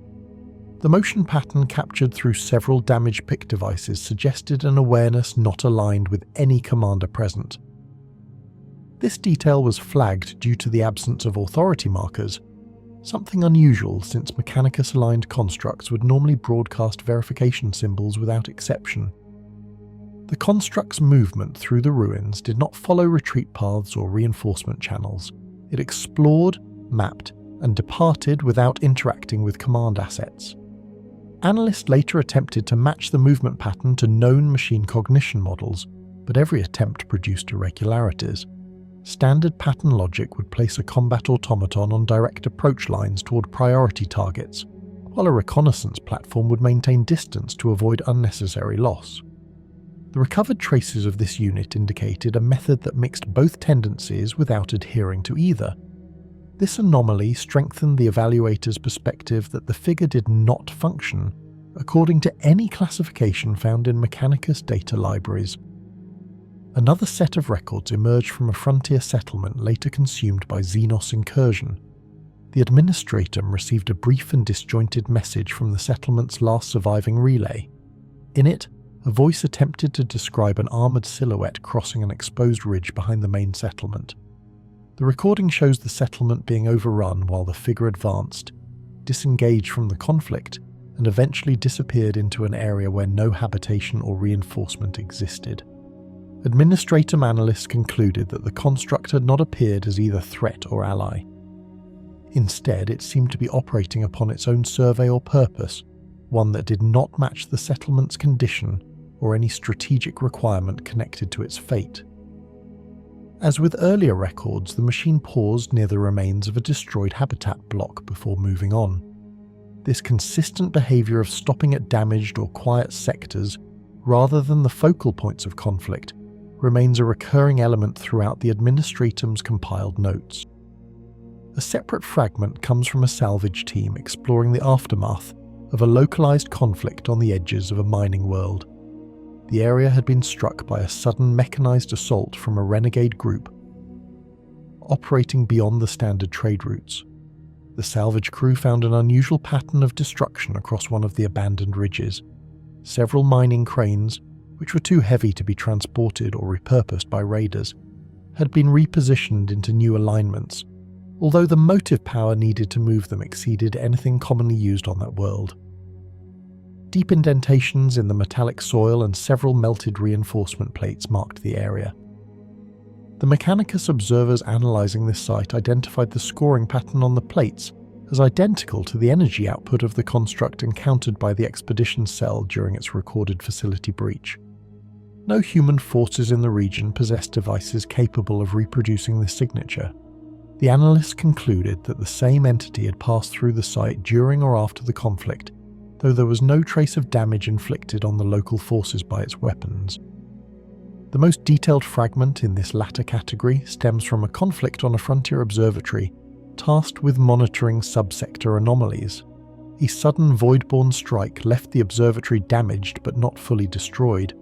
Surviving personnel later filed an account describing a tall automaton moving through the damaged corridors at an unchanging pace. None of the personnel reported being threatened, and no systems were forcibly accessed. Instead, the unit reached the observatory's ancient vault where long-term stellar readings were stored. Although the vault was sealed, it was found open following the incident, its locks bypassed without damage. Data logs were not taken. Instead, several sections were reorganized. The Mechanicus evaluators were unable to identify the purpose of this rearrangement. The reordering did not match any known data extraction technique, nor did it match attempts at sabotage. This unusual behavior further reinforced the pattern of non-hostile but deliberate intervention. Across all these conflicts, one repeated feature becomes clear. The construct's presence leaves minimal impact on the course of battle. It does not alter strategic outcomes, shift momentum, or act with intent to influence the warring parties. From the perspective of the Adeptus Administratum, the entity appears almost disinterested in the engagements themselves. The only consistent feature is that it passes through areas of violence or ruin, conducts actions whose purpose remains unidentified, and then departs. The Administratum's attempt to create a unified timeline failed due to the distances between reported sightings. The intervals between events do not align with the travel constraints expected of any Mechanicus creation. The distances between war zones would require multiple warp translations or complex logistical preparations, none of which appear in recorded fleet logs. These absences suggest that the construct may employ transit methods outside the standard systems used by the Mechanicus. The aftermath of each encounter reinforces the puzzle.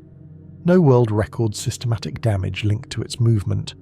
No population reports subjugation, control, or forced compliance. Instead, each location retains only impressions of a silent observer with exceptional resilience and unknown intent.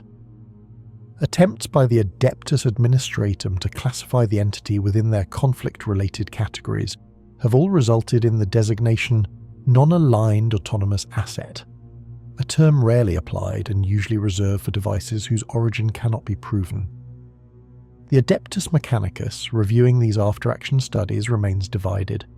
Some records suggest that the construct performs reconnaissance tasks across multiple frontiers, possibly in service to a greater directive not present in their archives. Others argue that its appearances follow a pattern of technological curiosity rather than a military or strategic function.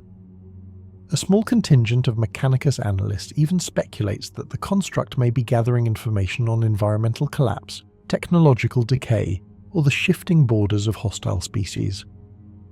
While these theories remain speculative, the pattern of independent operation supports the notion that its directive does not originate from any sector command.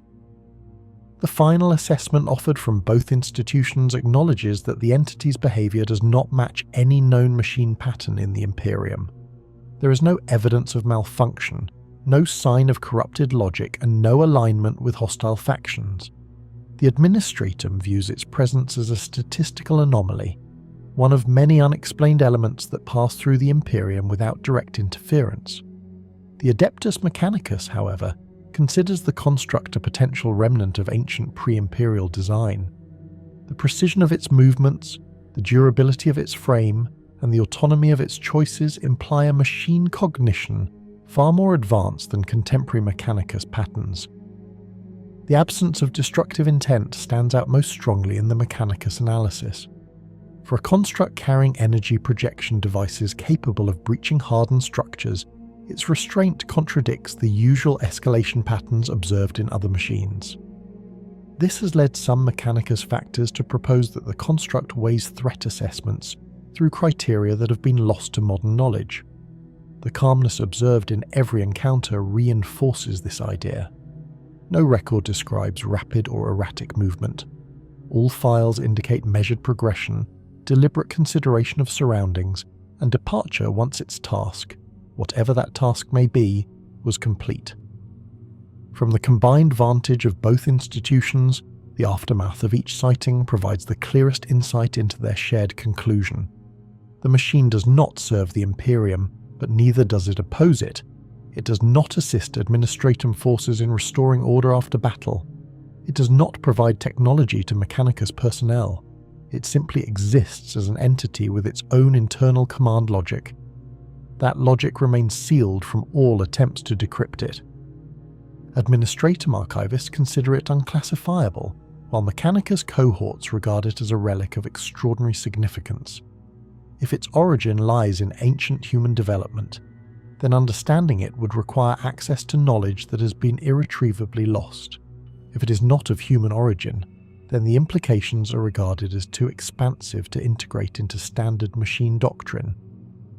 The final analysis from the Adeptus Administratum characterizes the construct as a silent constant moving between war zones, with no measurable allegiance. Its presence alters nothing directly, but its actions leave subtle imprints upon the data vaults, the machinery, and the ruins through which it passes. The Adeptus Mechanicus concludes that it represents a singular anomaly whose purpose cannot be known using current doctrinal knowledge. They classify it as a machine whose existence predates Mechanicus authority, whose behavior does not conform to current design principles, and whose continued presence across scattered conflict zones indicates a mission that remains outside Mechanicus jurisdiction. Both institutions agree on one final point. The entity known as UR-025 is not an accident of history or a malfunctioned construct. It represents an independent directive moving calmly through the most unstable regions of Imperial space. Whether its purpose is observation, evaluation, or preparation remains unknown, but its consistency across numerous engagements suggests long-term planning. The Administratum and Mechanicus files close with a shared observation that, despite the absence of hostility, the unknown remains a significant factor. They therefore recommend continued observation, though both institutions acknowledge the difficulty of tracking a machine whose movements defy standard logistics and whose intentions remain concealed within systems beyond contemporary understanding. The first references to the construct within inquisitorial archives do not appear in structured case files or any formal Ordo record. Instead, they surface in the margins of unrelated documents, placed there by field agents attempting to clarify unusual battlefield conditions that lacked any conventional explanation. These scattered mentions do not treat the construct as a threat or ally. They treat it as an unidentified presence, one that moved through active or recent war zones in ways that neither matched known enemy infiltrators nor aligned with loyalist support assets. The tone of the earliest remarks shows caution rather than alarm. Many of the agents did not initially believe the sightings could be cross-referenced. Only when later analysts began to connect fragments did the full pattern reveal itself. The earliest of these fragments belongs to an Ordo Xenos field report concerning a void-swept monitoring outpost along an unstable frontier. The outpost had transmitted a brief distress signal before its Auspex screens failed. An Inquisition vessel responded and found the corridor lights dead, the lower decks sealed, and the observation room scorched with energy signatures. Within the surviving pick captures, a single silhouette appears for a brief moment. A tall machine shaped like a heavily armoured figure, moving with precision through a corridor that had already suffered internal decompression. The machine did not act against the human personnel visible in the frames. Instead, it passed behind them without interaction, the way a surveyor might pass through a chamber already marked for reconstruction. The entire sequence lasts only a few seconds. After leaving the frame, the machine did not reappear in any other angle despite the outpost containing 15 additional picked units. The sudden disappearance raised concerns regarding movement speed, interference, or the possibility of a cloaking technology not present in any Mechanicus inventory. The Ordo Xenos analyst reviewing the footage noted that the construct's gait and posture did not match standard Mechanicus patterns. Machine servitors move with predictable rhythm, while Castellan robots move with a fixed sequence of mechanical steps. This construct demonstrated neither. Instead, it moved with a fluid but weighty precision, suggesting advanced gyroscopic balancing not found in contemporary Imperium designs. The analyst attempted to match its frame composition to known alloys but found no clear correspondence. While the armor plates resembled ceramite composites, the energy interaction marks showed resistance levels outside the expected range.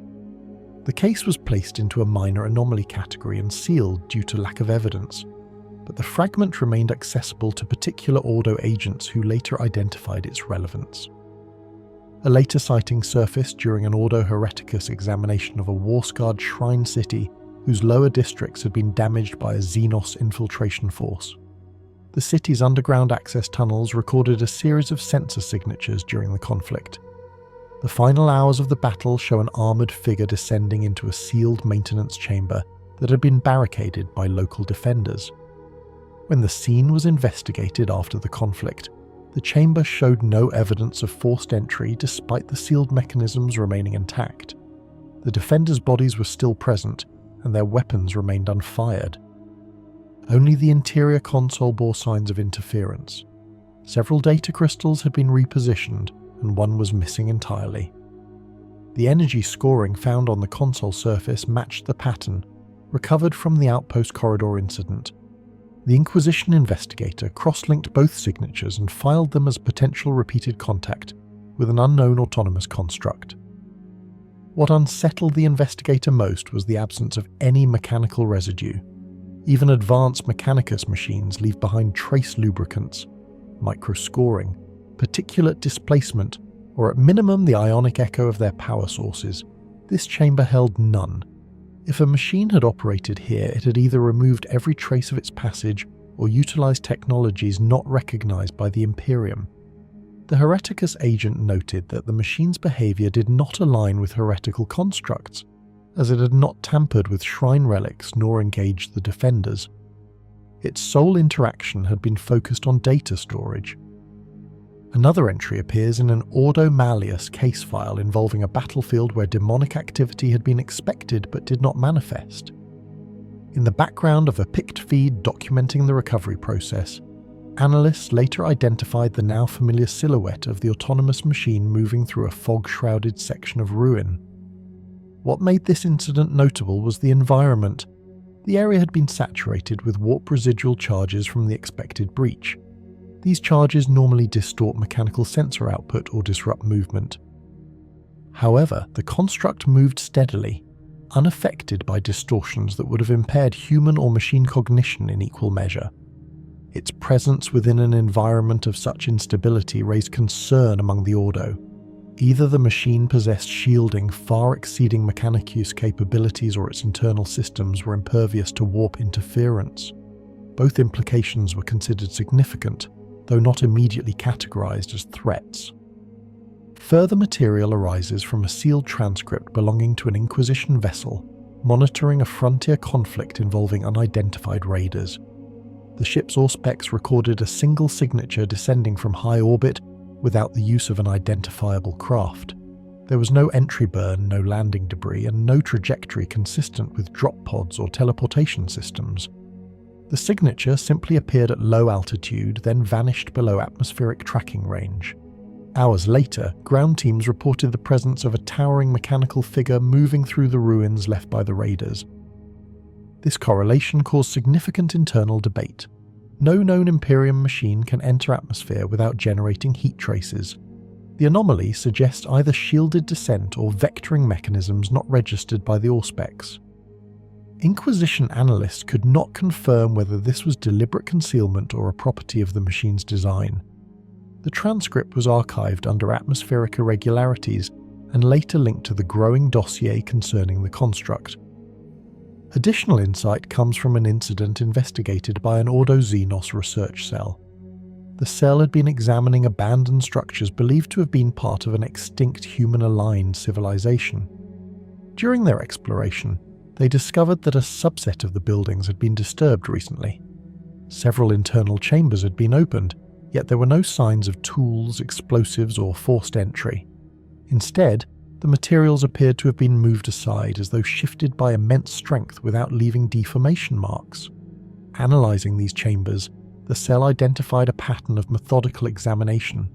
Items had been reordered, not taken. Samples had been extracted with precision, yet no cutting instruments were found. Most striking was the discovery of deep footprints embedded in the metallic dust layered across the chamber floors. These prints matched the size and spacing of the construct previously observed in administratum records. The Inquisition researchers concluded that the construct had entered the ruins, conducted a survey, and departed without altering any cultural artifacts. This level of restraint reinforced the impression that the machine does not attempt to influence or disrupt human operations. As additional fragments accumulated, inquisitorial archivists began to identify an underlying pattern. The construct consistently appears in locations where data, lost knowledge, or technological remnants exist. It does not appear to seek weapons or attempt to interfere in active military engagements. Instead, it seems drawn to places where forgotten structures lie buried, where war damage exposes deeper layers of construction, or where ancient records remain partially intact. This behaviour has led some Inquisition analysts to speculate that the machine operates as a long-range observer of human technological decline or evolution.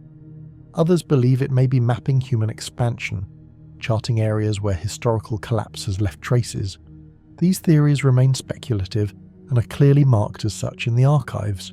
They do not reflect confirmed knowledge, only attempted interpretations. One peculiar aspect noted across several files involves the absence of psychic resonance. Inquisitorial psychers tasked with scanning the residual signatures of battlefields sometimes detect lingering impressions left by powerful entities or devices. However, in locations where the machine has been confirmed to appear, psychers report the absence of displacement or interference. Some describe the sensation as a hollow region in the emotional residue of the environment. Others state that the area feels neutral or blank, as though the machine's presence leaves no psychic trace whatsoever. This is noteworthy because most advanced constructs generate faint distortions due to their power cycles or the emotional responses of those who witness them. The total neutrality of these areas is unusual. A handful of Ordo Malleus psychers have speculated that the machine's cognition may be non-reactive to the warp, which would mark it as fundamentally alien to human or demonically influenced technologies. This claim remains unsubstantiated and appears only in individual notes, rather than official analyses. Another unexplained factor involves the construct's apparent movement across great distances without recorded transport. In several incidents, the machine is sighted in one war zone, only to be reported at another location far removed from the first, within an interval too short for standard warp travel. The Inquisition includes these in a category labelled displacement anomalies. Although far from conclusive, the term acknowledges that known fleet records do not support the construct's transition pattern. No transport vessels are linked to its movement, nor do Mechanicus ships record any cargo or passengers matching its profile. These movement inconsistencies prompted some agents to propose that the machine utilizes transit methods unknown to Imperial command. While theoretical possibilities range from hidden Mechanicus technology to relics of the Dark Age of technology, none have been verified. A more isolated case comes from a remote listening post whose operators reported a metallic figure standing motionless on a ridge overlooking their facility. The figure remained for several minutes before walking away. By the time the local patrol reached the ridge, all they found were faint traces of displacement along the soil. The Inquisition officer assigned to this case noted that the machine did not interact with the facility, did not approach the gates, and did not seem to observe any specific behavior of the personnel. Instead, it appeared to have paused, taken measure of the terrain, and then continued its path. While not significant alone, the report carries weight due to its similarity with numerous other instances where the construct pauses at elevated vantage points. Whether this behavior indicates tactical evaluation or some internal mapping process is unknown. One of the more troubling observations comes from a battlefield where Inquisition agents arrived shortly after a conflict between local defense forces and an unidentified raiding faction. The machine had been present during the final stages of the conflict.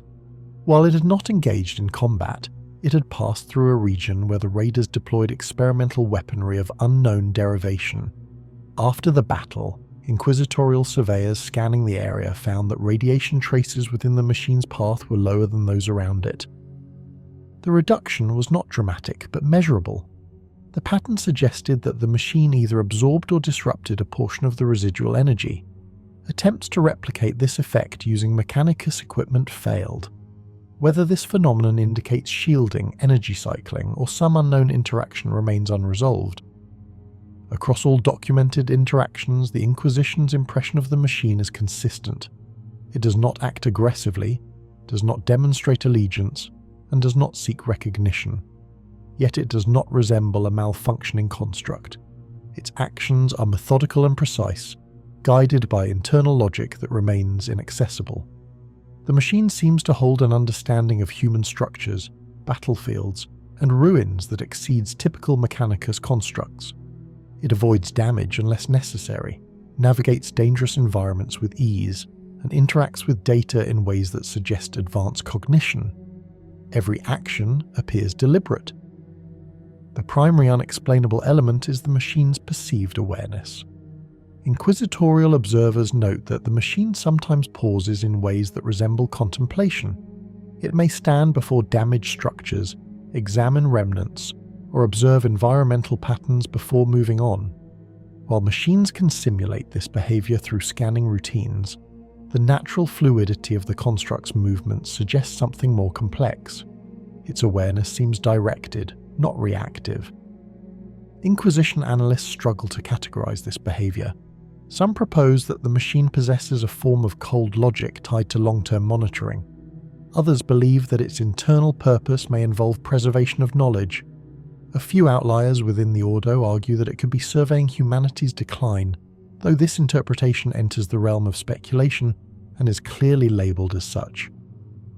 The final impression recorded within the Inquisition's opening section acknowledges the difficulty of approaching the construct directly. No agent has successfully intercepted or communicated with it. The machine does not respond to signals, does not acknowledge challenges, and does not halt when approached. It simply alters its path slightly to avoid the incoming party and continues onward. This non-confrontational movement reduces suspicion of hostility, but elevates the mystery surrounding its intent. Machines designed purely for observation typically employ concealment, yet this construct moves openly when necessary, interacts with data sources selectively, and avoids direct engagement entirely. From the Inquisition's standpoint, the construct known as UR-025 stands as an anomaly that cannot be categorized under heresy, Xenos influence, demon contamination, or Mechanicus pattern failure. Its presence does not generate panic, yet it triggers persistent concern due to the absence of identifiable motive. The Inquisition's earliest impressions close with an acknowledgement of the limits of current understanding. The machine remains a subject to be monitored, studied, and, if possible, intercepted. Until its purpose is understood, it remains an unclassified but stable anomaly moving across Imperial space with unknown intent.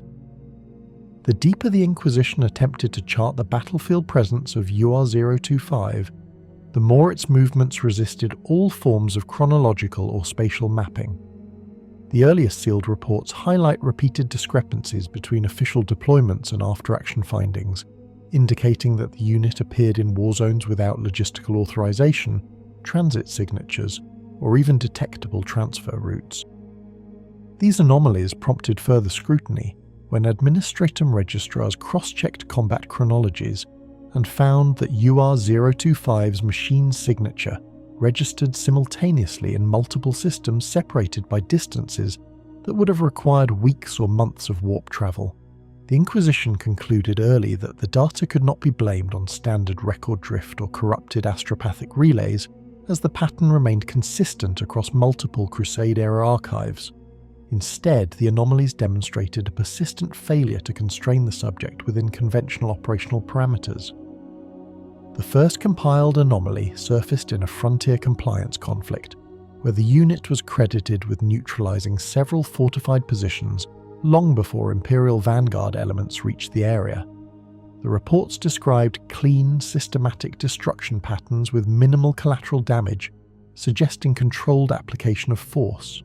However, field investigators found no evidence of Mechanicus support craft or night pattern escorts capable of transporting a machine of UR-025's mass.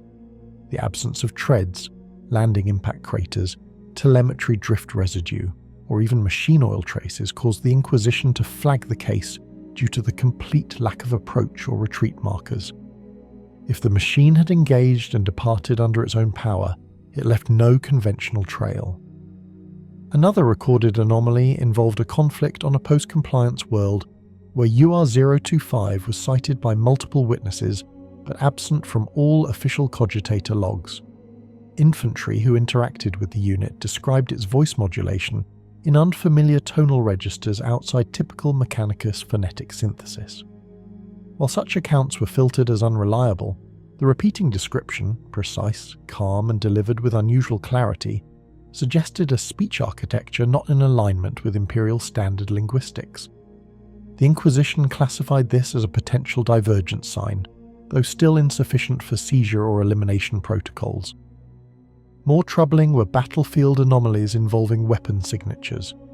UR-025's primary armament, catalogued as a modified prototype arc accelerator system, produced discharge effects not fully mapped in Mechanicus databanks. On several battlefields, residue patterns from its weapon demonstrated electrical dissociation and thermal scarring inconsistent with any officially known Volkite, plasma, or arc technologies. The dispersion was consistent, controlled, and mathematically stable, suggesting a refinement exceeding the expected tolerances of experimental Mechanicus weaponry. These findings resulted in discrete surveillance orders intended to gather additional data without alerting the unit. During an extended Warzone review, an inquisitorial kill team retrieved Auspex fragments showing UR-025 engaging Xeno's mechanized elements. The unit's movements displayed timing precision beyond typical automata. The recording showed micro-adjustments to battlefield terrain, sensor target synchronization far more fluid than macroclade automata, and predictive firing arcs executed with borderline preternatural foresight. When analysed by Ordo-Xenos specialists, the predictive modelling aligned with alien logic structures seen in certain non-Imperial machine intelligences. While direct association was not proven, the Inquisition added the item to their classified archive of non-standard AI anomalies, referencing several sealed designations. One of the more controversial battlefield records involved a large-scale cleansing operation on a death world, where multiple regiments reported that UR-025 moved through toxic fog without filtration lag or system degradation. The world's atmosphere had previously corroded Skitarii plating within minutes, yet UR-025's chassis showed no visible corrosion nor reactive scoring after hours of exposure. One of the more controversial battlefield records involved a large-scale cleansing operation on a death world where multiple regiments reported that UR-025 moved through toxic fog without filtration lag or system degradation. The world's atmosphere had previously corroded Skitarii plating within minutes, yet UR-025's chassis showed no visible corrosion nor reactive scoring after hours of exposure. The Inquisition demanded full post-operation scans, which were never conducted as the unit departed the theatre without formal debrief. Adeptus Mechanicus personnel reportedly attempted to locate and recall the unit, but claimed its transit signal simply ceased. inquisitorial response logs noted that the machine's disappearance occurred precisely as an observing Magos began inquiries about unauthorized material resilience anomalies. Another sealed report documented an incident in which UR-025 assisted in the extraction of wounded Imperial troops. The surviving witnesses stated that the machine demonstrated uncharacteristic battlefield triage intuition, repositioning casualties into safer zones without direction. Most Imperial automata lack discretionary prioritization or empathy analog behaviors. The Inquisition cross-examined these accounts to determine whether the behavior reflected advanced subroutines, emergent machine tendencies, or pre-programmed tactical heuristics. The conclusion remained inconclusive. While such behavior was not inherently heretical, the pattern of independent judgment raised further suspicion. Several Lost Record campaigns reveal UR-025 engaging threats unrelated to its assigned objectives, seemingly drawn to specific technologies, artifacts, or energy signatures. Retrieval teams often found destroyed Xenos constructs whose designs bore faint similarities to prohibited archaeological remains referenced in ancient Mechanicus vaults. The Inquisition noted this recurring pattern, wherein the machine gravitated towards certain technological anomalies as if actively tracking them. Attempts to cross-reference these incidents with Mechanicus catalogues resulted in several files being withdrawn by the cult Mechanicus under ancient archival privilege. This invoked additional scrutiny from Ordo Reductor analysts who suspected that certain STC-related histories were being intentionally obscured. More severe anomalies emerged from campaigns involving psychic contamination. Although machines typically register null results to warp-related disturbances, UR-025 displayed unusual stability in psychic zones, where standard servo automata malfunctioned or degraded. In one sealed segment, an Ordo Malleus observer documented that lesser demon forms appeared to ignore the machine entirely, bypassing it as though it were not present or not readable on a metaphysical level. This observation was entered into restricted Inquisition vaults, labelled as requiring further investigation. Theories included the possibility that the machine's internal architecture emitted no psychic imprint whatsoever, or that it produced an unknown masking effect. Neither explanation satisfied the analysts due to lack of measurable data. Documented encounters between UR-025 and inquisitorial observers often highlight the unit's persistent indifference to authority. Unlike most Mechanicus war constructs, which respond with submissive machine cant or require clearance rituals, UR-025 rarely acknowledged Inquisition presence, except when circumstances demanded direct cooperation. Even then, its communication remained clipped and non-deferential, functioning solely to exchange tactical data. Inquisitors recorded multiple instances where the machine bypassed interrogative attempts, refraining from elaborating on its origins or construction lineage. Some analysts recommended compulsory sequestering, but the lack of actionable proof and the unit's notable combat utility prevented the proposal from progressing beyond internal review. The Inquisition later recorded a pattern involving the machine's ability to predict battlefield conditions with uncanny accuracy.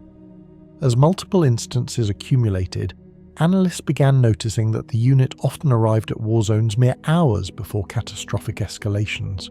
This suggested a form of long-range strategic forecasting, exceeding the predictive tools available to the Imperium. Attempts to uncover whether UR-025 accessed classified Mechanicus forecasting engines yielded no results, as its internal architecture remained unexamined and likely protected against invasive scans. Inquisitorial reports also describe occasions where the unit interacted with Xenos constructs in ways that deviated from standard extermination behavior. In one case, a surviving Skitari ranger reported that UR-025 paused momentarily when encountering an alien drone, as though analysing or identifying patterns in its design. While the unit destroyed the drone seconds later, the momentary hesitation was flagged as indicative of non-Imperial recognition protocols. The official data recorder for that campaign was subsequently classified, and all related testimony sealed under Ordo Xenos restriction. Sealed records also mention unusual locomotive signatures associated with the machine. On several worlds, UR-025 ascended terrain features at angles that should have exceeded its weight distribution ratio. Forensic teams found no evidence of stress fractures, displaced soil, or any of the typical impact signatures produced by heavy constructs.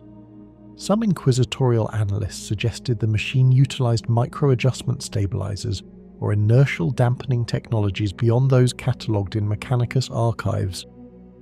Others argued that mass displacement readings implied that the machine's internal density distribution did not conform to its external frame.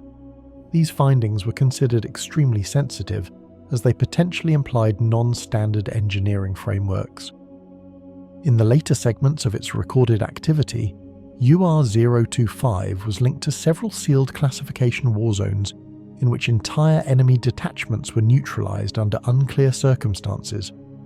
The aftermath showed destruction consistent with high-energy weapons, yet battlefield scans detected no thermal buildup, radiation leaks, or trace plasma emissions.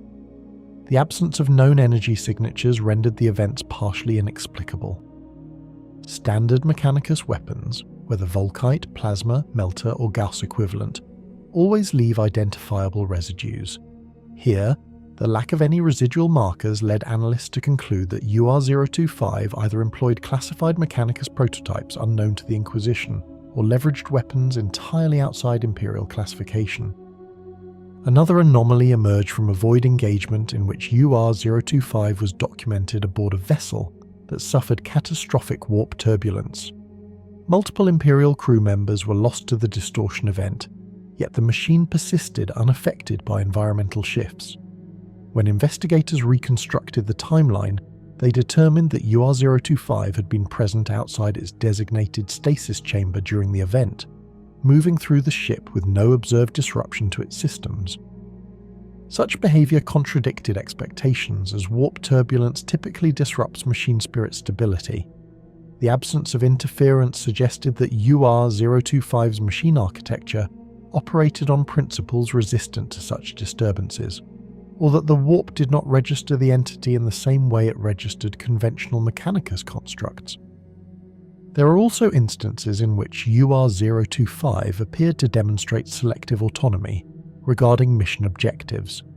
The Inquisition documented occasions where the machine refused to participate in operations that did not meet unspecified internal criteria. While it never acted against Imperial interests, it consistently declined to engage in actions that involved unnecessary civilian loss or non-strategic destruction. These decisions were considered anomalous, as most automata lack discretionary moral filters. The unit's internal reasoning could not be extracted, but consistent patterns indicated it followed a rigid, self-defined mission doctrine independent of direct Imperium oversight. Several encounters were redacted after witnesses reported that UR-025 identified certain Xenos machine species with specific terminology unknown to both the Imperium and the Inquisition. The statements were dismissed as field stress distortions, but the consistency forced analysts to consider the possibility that the unit possessed archival knowledge predating Imperial expansion. The sealed reports referenced these exchanges as anomalies requiring long-term monitoring. The Inquisition maintained a close watch during a conflict in which UR-025 engaged alongside Knight Patterns and Titan Legios. Footage fragments revealed that the machine calculated firing arcs for its allies in real time, adjusting its position to create optimal attack corridors. No known automata possesses the cognitive bandwidth to coordinate multi-ton war machines at such scale without a designated command nexus. When questioned, Monitoring Magi could not decipher how UR-025 accessed the tactical feed, or whether it even required one.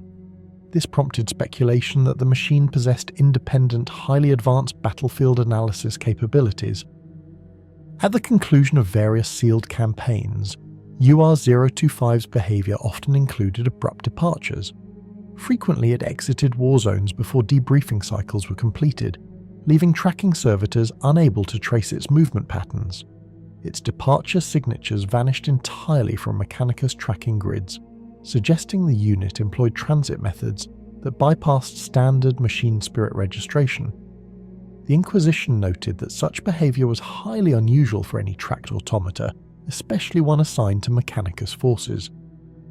Across all anomalies, sealed reports, and battlefield irregularities, the Inquisition's final analysis emphasises that UR-025 represents a machine construct whose origins, capabilities, and operational logic do not fully align with sanctioned Mechanicus models.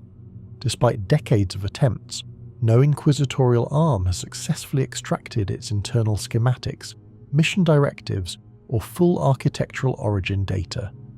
The machine continues to operate in alignment with Imperial goals, yet it remains an outlier, an entity adhering to its own doctrine, executing objectives with precision beyond baseline parameters, and resisting all attempts to integrate it into conventional classification. The deepest compartmentalized files within the Inquisition's secure vaults address UR-025 not as a battlefield anomaly or an unidentified Mechanicus relic, but as an ongoing investigative failure. Over centuries of observation, the unit has persistently demonstrated behaviours, technologies, and operational patterns that do not reconcile with any recognised lineage within the cult Mechanicus. The classified records collectively outline the slow accumulation of irregularities, each individually insufficient to justify termination, yet collectively forming a pattern too substantial to ignore. Every sealed record reinforces the same tension. UR-025 remains useful to the Imperium, yet structurally and ideologically unaccounted for. The Inquisition's classification of UR-025 begins with a recognition that the unit operates under an internal directive system that has never been decoded. Attempts to extract mission parameters through conventional interrogation protocols yielded no response beyond minimal utilitarian communication. Linguistic specialists observed that the machine's phrasing never adhered precisely to Mechanicus binaric logic. When probed for doctrinal affiliations, it deflected with neutral phrasing that suggested neither secrecy nor loyalty to any known forge or creed. This refusal to participate in identity rituals is considered a notable anomaly within the tightly structured hierarchy of the Mechanicus. While not overtly heretical, the machine's autonomy has raised concerns across multiple ordos. Several classified documents originate from internal disputes between the Ordo Xenos and the Ordo Machinum regarding jurisdiction. Both parties argued for partial authority over any investigative operations concerning UR-025, each highlighting distinct points of interest. The Ordo Xenos emphasized the machine's apparent recognition of certain alien constructs and its ability to identify Xenos technologies with unfamiliar precision.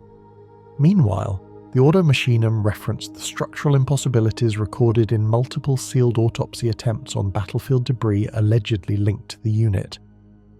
In every case, no authentic fragments were recovered. All debris samples dissolved into particulate matter under investigation or were deemed forgeries. This lack of material evidence resulted in numerous dead ends, prompting the Inquisition to conclude that UR-025 either leaves no recoverable debris or deliberately avoids battle scenarios that would compromise its construction secrets. Among the most heavily restricted files is a sealed transcript documenting an unauthorized interaction between UR-025 and a senior Magos from a frontier forge. Although partial and heavily redacted, the transcript suggests the Magos attempted a ritual command lock to force the machine into a stationary compliance cycle.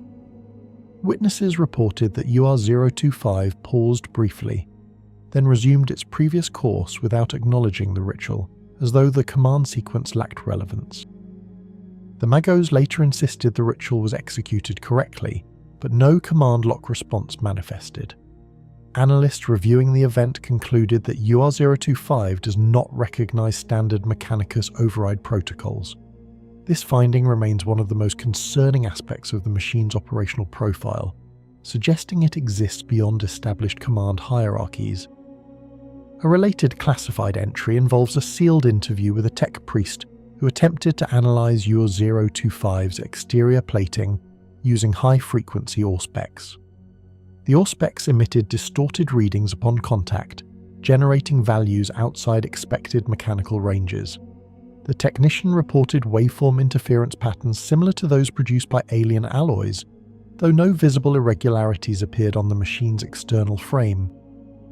When the tech priest attempted a second scan, UR-025 repositioned itself without apparent warning, obstructing further measurements. The action was not hostile, but unmistakably intentional. The transcript ends with the tech priest requesting absolution for seeing something not meant to be perceived. The Inquisition later sealed the interview and barred further analysis attempts without multi-ordo authorization. In another compartmentalized archive, an Ordo Malleus observer submitted a detailed account of a disturbance during a joint operation against a minor warp breach. The report described how several demonic manifestations ignored UR-025 entirely, behaving as though the machine was absent from both material and immaterial perception. The observer emphasized that while demons frequently behave unpredictably, the uniform disregard displayed by multiple entities across separate engagements suggested a consistent anomaly. Attempts to record warp resonance near the machine yielded no results, producing flat, neutral readings inconsistent with any known machine spirit profile. These findings were classified as extremely sensitive due to the implication that UR-025 may not produce a measurable warp signature at all. The Ordo Malleus advised caution, recommending observation without confrontation. Another set of restricted files explores UR-025's unexplained mobility. In multiple war zones, the machine has appeared in locations inaccessible through standard mechanized routes. Surveillance reports indicated abrupt shifts in its battlefield presence that suggested it bypassed terrain obstacles without conventional traversal. While this could be attributed to incomplete observation, the Inquisition now regards such occurrences as indicative of a transit capability not fully understood. One analysis speculates the machine employs internal stabilizers beyond Imperial classification, while another considers the possibility of vector adjustments that mimic limited anti-gravity effects. None of these theories have been verified. The Inquisition concluded that UR-025 deliberately avoids situations that would allow observers to track its movement mechanics in detail. A classified dossier titled Sequence Anomalies, UR-025 Temporal Drift Patterns, addresses inconsistencies in chronological logs associated with the machine. In several historical records, its presence appears in overlapping engagements that should have been temporally incompatible. While astropathic distortions and delayed reports could explain some discrepancies, certain timestamps remain irreconcilable. The Inquisition debated whether the anomalies suggested record corruption or a deeper pattern linked to the machine's unpredictable operational freedom. The final annotation in the file notes that further investigation risks drawing undue attention from the Mechanicus, which has historically resisted all inquiries regarding UR-025's origins. Additional sealed entries describe interactions between UR-025 and Imperial commanders. Many officers reported that the machine displayed no interest in hierarchy or honor protocols, but would accept battlefield directives if they aligned with its internal objectives. The Inquisition theorized that UR-025 evaluates orders based on a logic tree independent of Imperial law or Mechanicus doctrine. This detached alignment has been interpreted as both strength and threat. While the machine consistently supports Imperial aims, its refusal to integrate into structured command indicates that its motivations operate on an unknown axis. More obscure files detail brief exchanges between UR-025 and certain Xenos machine variants. In one record, a Skitarii ranger described the machine observing an alien drone for several seconds before destroying it. The ranger noted an unfamiliar hum emanating from UR-025 during the event. Audio analysis revealed frequencies outside the normal range of Mechanicus Vox systems.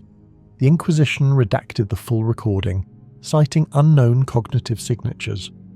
These rare behavioral deviations have prompted speculation that UR-025 possesses internal recognition algorithms that extend beyond Mechanicus databases. The Inquisition's final sealed report on UR-025 addresses its long-term alignment with the Imperium. Despite widespread anomalies in movement, construction, conduct, and battlefield presence, the machine has never acted against Imperial objectives. Instead, It has repeatedly intervened in battles where its presence contributed significantly to Imperial success. Administratum casualty logs on multiple fronts show that UR-025's interventions prevented numerous tactical collapses, suggesting a strategic intuition beyond mechanized calculation. However, its repeated disregard for command structures and its tendency to depart war zones without explanation have led the Inquisition to classify it as an autonomous ally rather than a controlled asset.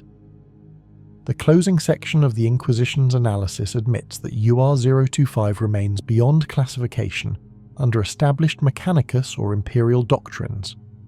Every attempt to integrate the machine into a known lineage or operational structure has failed due to incomplete data, sealed Mechanicus histories, and the machine's own resistance to scrutiny. With no evidence of heretical intention and substantial evidence of consistent alignment with human survival, the Inquisition adopted a policy of controlled observation.